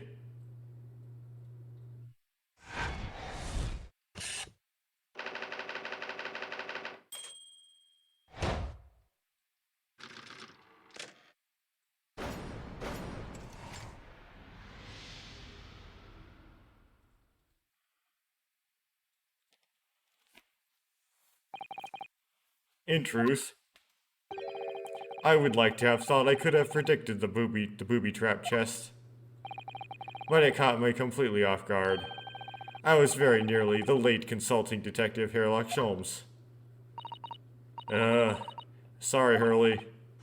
So you mean this autopsy report really is? Yes, I took it from the lab, even though I knew it was very important. Was there something in it that troubled you, Iris? Not exactly something that troubled me. Something I'd been looking for. When I saw this report, when I saw the writing in it, I knew it was Daddy's. The writing. Your father's writing. What do you really mean? Iris? It must be something that's hard for her to talk about. Forgive me for interrupting, my dear fellows. Mr. Sholmes, what is it? I feel as though the poor unconscious gentleman on the settee has been somewhat forgotten. Father?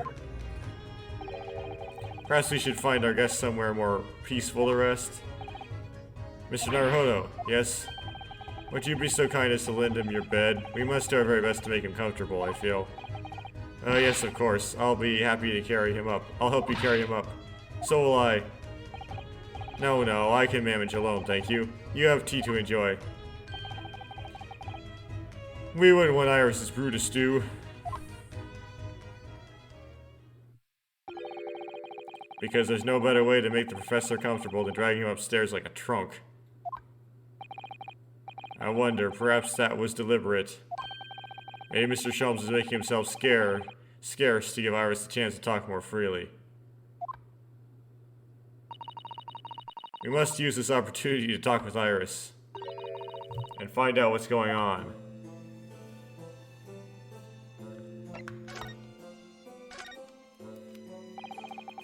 Would you like to tell us about it, Iris? About your father? I'm sure I told you before, didn't I? But Daddy used to be Hurley's partner. Yes, and that notes about all the cases they've solved together are kept inside that metal chest. That's right. Hurley told me, you see.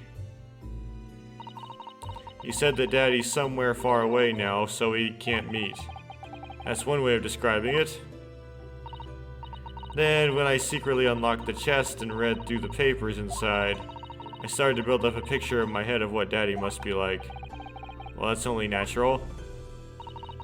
You're just like any other girl of your age. I read that Daddy was a professor of medical science, so I studied and took my degree too.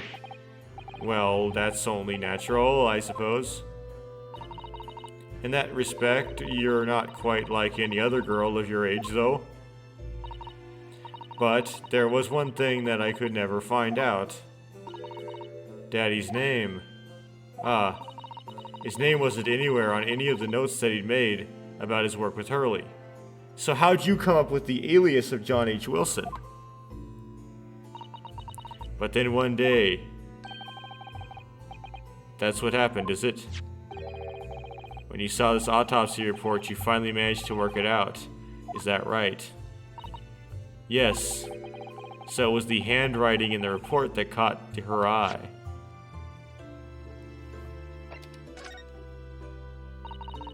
When I saw the writing in that report, I could hardly believe it. I know that handwriting, I thought to myself, because it was the same as the writing you'd seen on your father's case notes. Exactly. I was desperate to compare the two properly. I needed to see them side by side. I asked the doctor in the laboratory, but I was told I couldn't take the report away. And even worse, I was told that that was the first and last time we'd be allowed even to look at it there. So you decided to steal it. When I compared the autopsy report with the case notes I had here, there was no doubt. The handwriting was exactly the same. It was Daddy's. And the signature of the coroner at the bottom of the autopsy report read Dr. John H. Wilson. So that's how I finally found out. I learned Daddy's name at last. I see.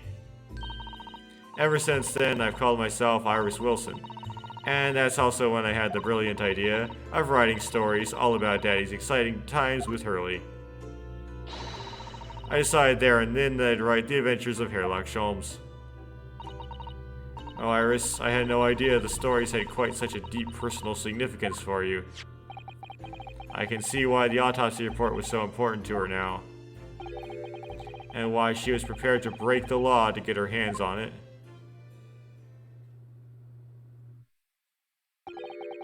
I must apologize, Iris. This is really all my fault. Hurley, I made a promise, you see, that until the time was right, I'd keep the details about your father a secret. I know, I've been very naughty. I'll take the autopsy report back to Dr. Gorey and apologize, I promise. Yes, well, we'll go to bed together, I think. But first, it's gotta go on the court record. Then let me look after it for you until we get there.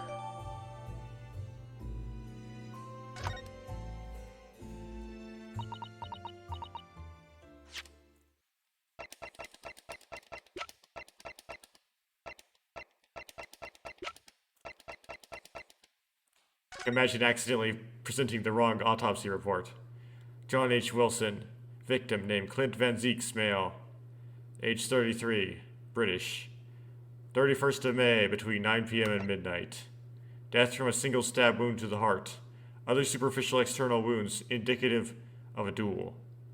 Additional notes: recent scarlet ink stains visible on the little and ring fingers of the right hand, but no document in corresponding ink was found. Vital evidence recovered from the victim's stomach during autopsy. Credit to Inspector Gregson for petitioning so doggedly for the autopsy procedure. No internal trauma noted anywhere in the body. He ate something interesting.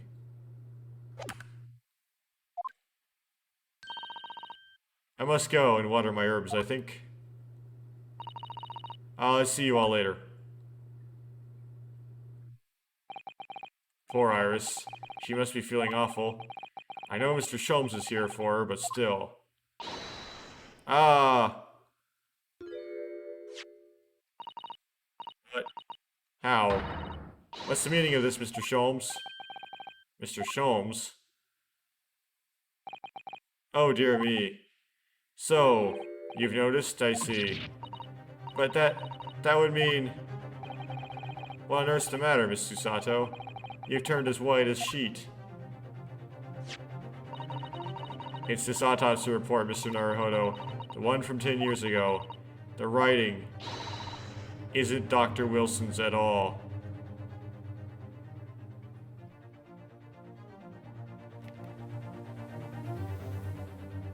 So...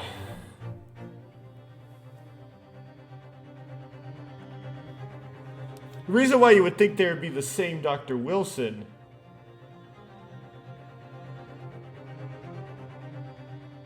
is because Susato's father worked with them. But maybe he invited a different Dr. Wilson back to Japan than the one who did the autopsy? Huh.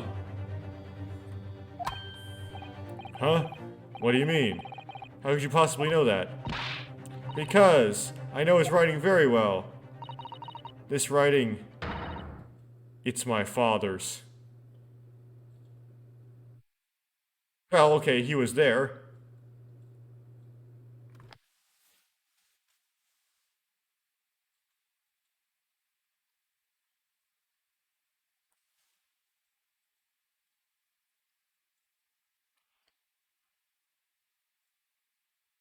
Excuse the silence.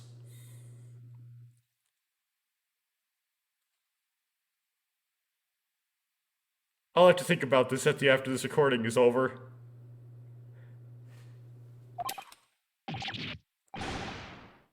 What? Professor Miko Toba's? Indeed, it's true. And now you know, my dear fellows. No, I don't know anything. What on earth does all this mean, Mr. Sholmes? Because the idea that's slowly forming in my mind is just too extraordinary to believe. Please, you have to explain.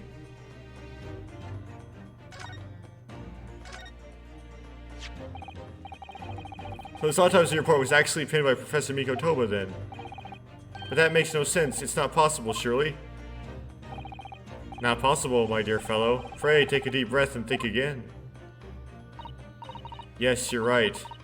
In some ways, it actually makes a great deal of sense. It does?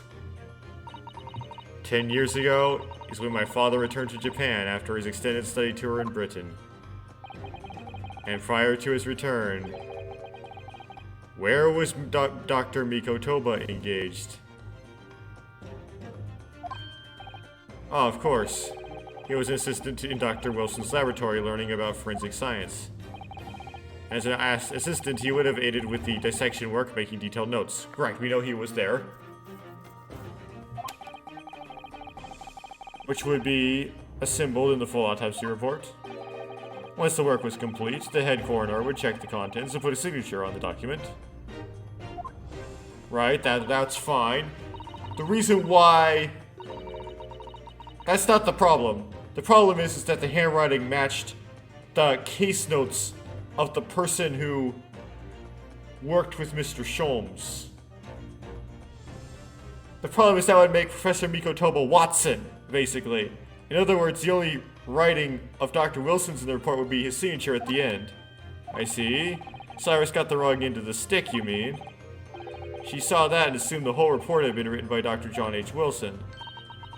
Which is very understandable, of course. What a complicated situation. Okay.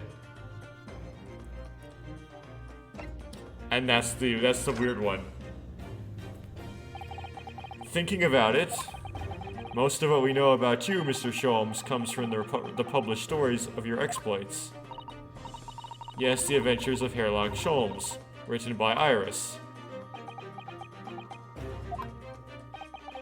And we really have no way of knowing what fact and what's fiction.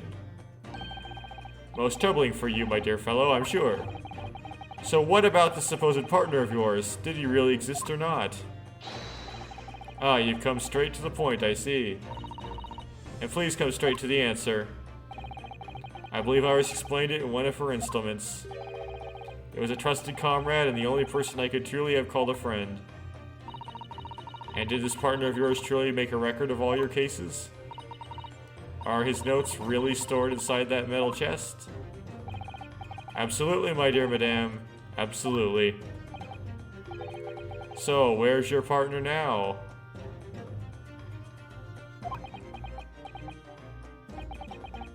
We rarely meet. You see, he lives on the other side of the world.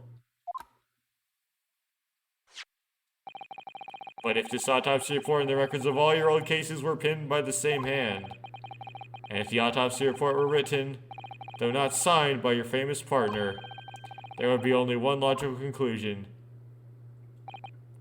Pray, impress me.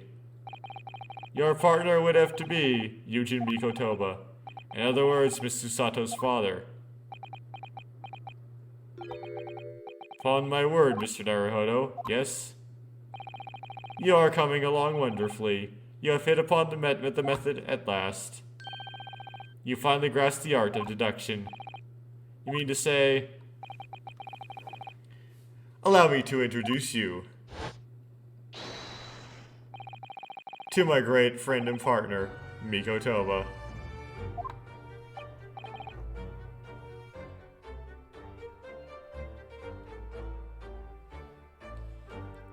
Okay, but then Iris's father's still dead then.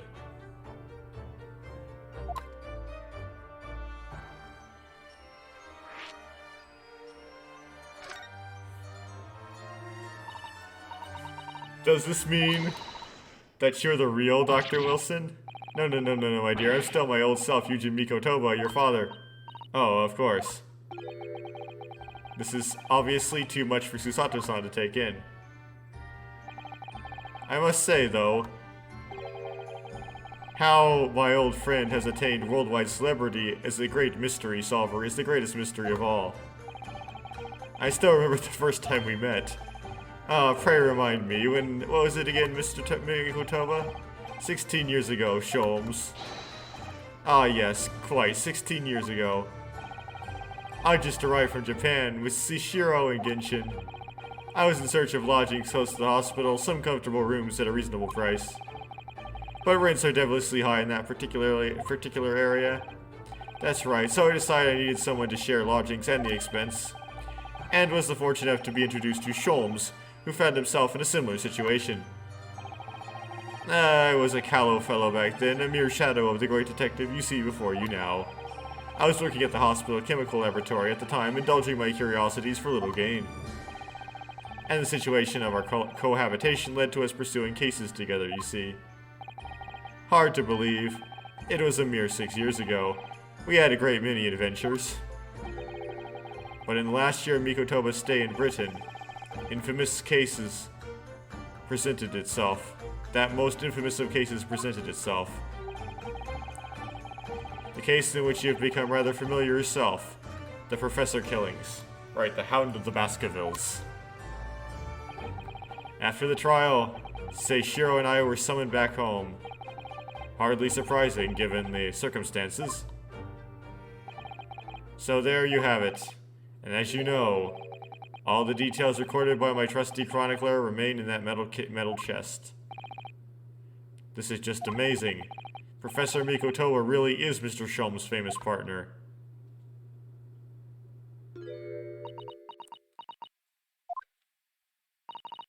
Father. Goodness, my dear. What a cutting look. As your daughter, I'm very proud to learn that you are the great detective's great partner. But nevertheless, there's another mystery that I really must ask you to explain now. And that is? You know very well what it is. The unresolved matter of Iris's father. Of course, I'd almost forgotten about that one.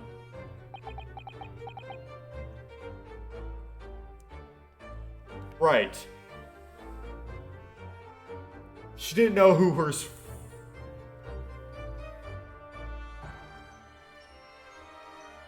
She didn't know who her father's name actually was. She just thought her father was a partner of Hairlock Sholmes. And that her father then was the one who wrote the documents in the chest.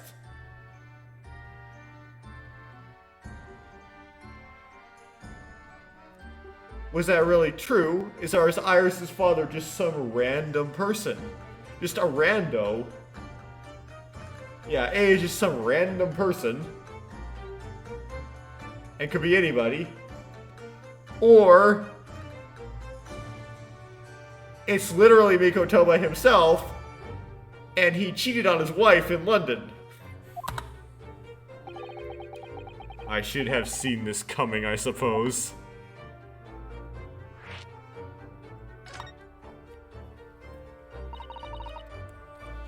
The bigger question is, who is Iris's mother?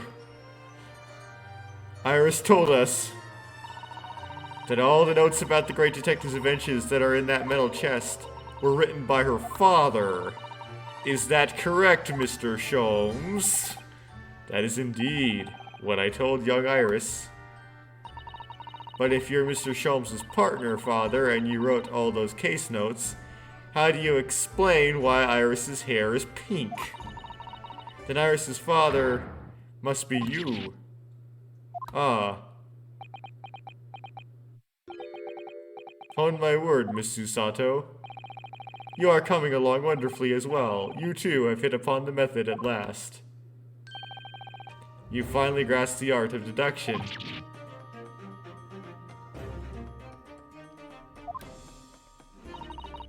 What you've already told me, father, is that my mother died when I was born 16 years ago, and you left me in grandmother's care whilst you embarked on your study tour in Britain.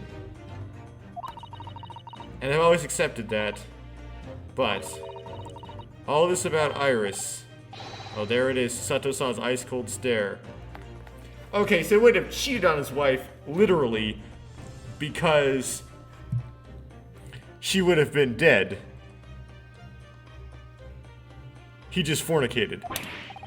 No, now hold on a minute. It was very complicated.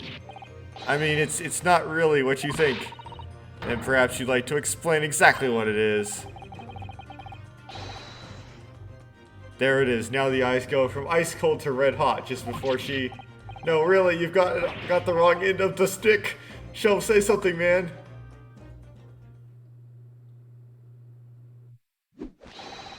That's quite enough, my fiery fellows. Mr. Sholmes, I'm going to get all dressed up. Whilst I don't like to interrupt this exciting exploration of the past. Mikotoa and I have an urgent matter that requires a short excursion. But it's very late, Mr. Sholmes. Where must you go? Why, my dear madame, is that not obvious? My partner and I must pursue our natural enemies. So get your coat, Mikotoa. The game is afoot. But Sholmes, I really must give Susato a full explanation, I think. Nope, we gotta have suspense, so we can't. Later, my dear fellow, later. Our carriage awaits downstairs already.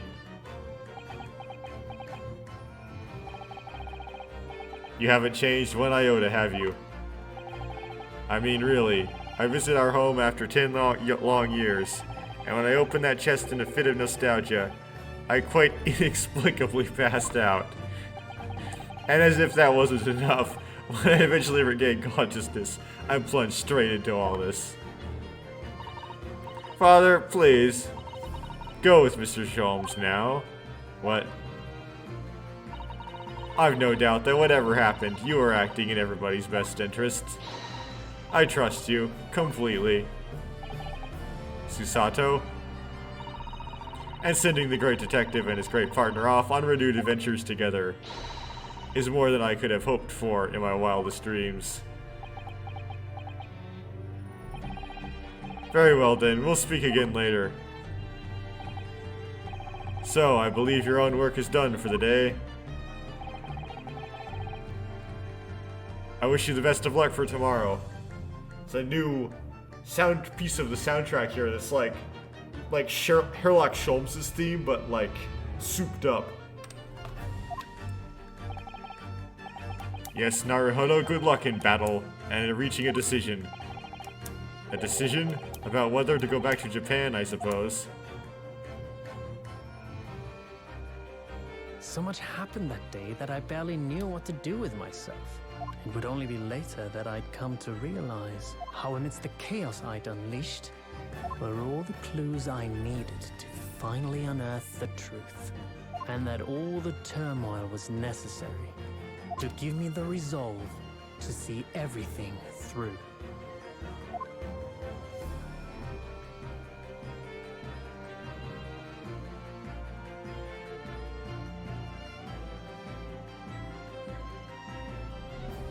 Oh, wait, it's a chapter break?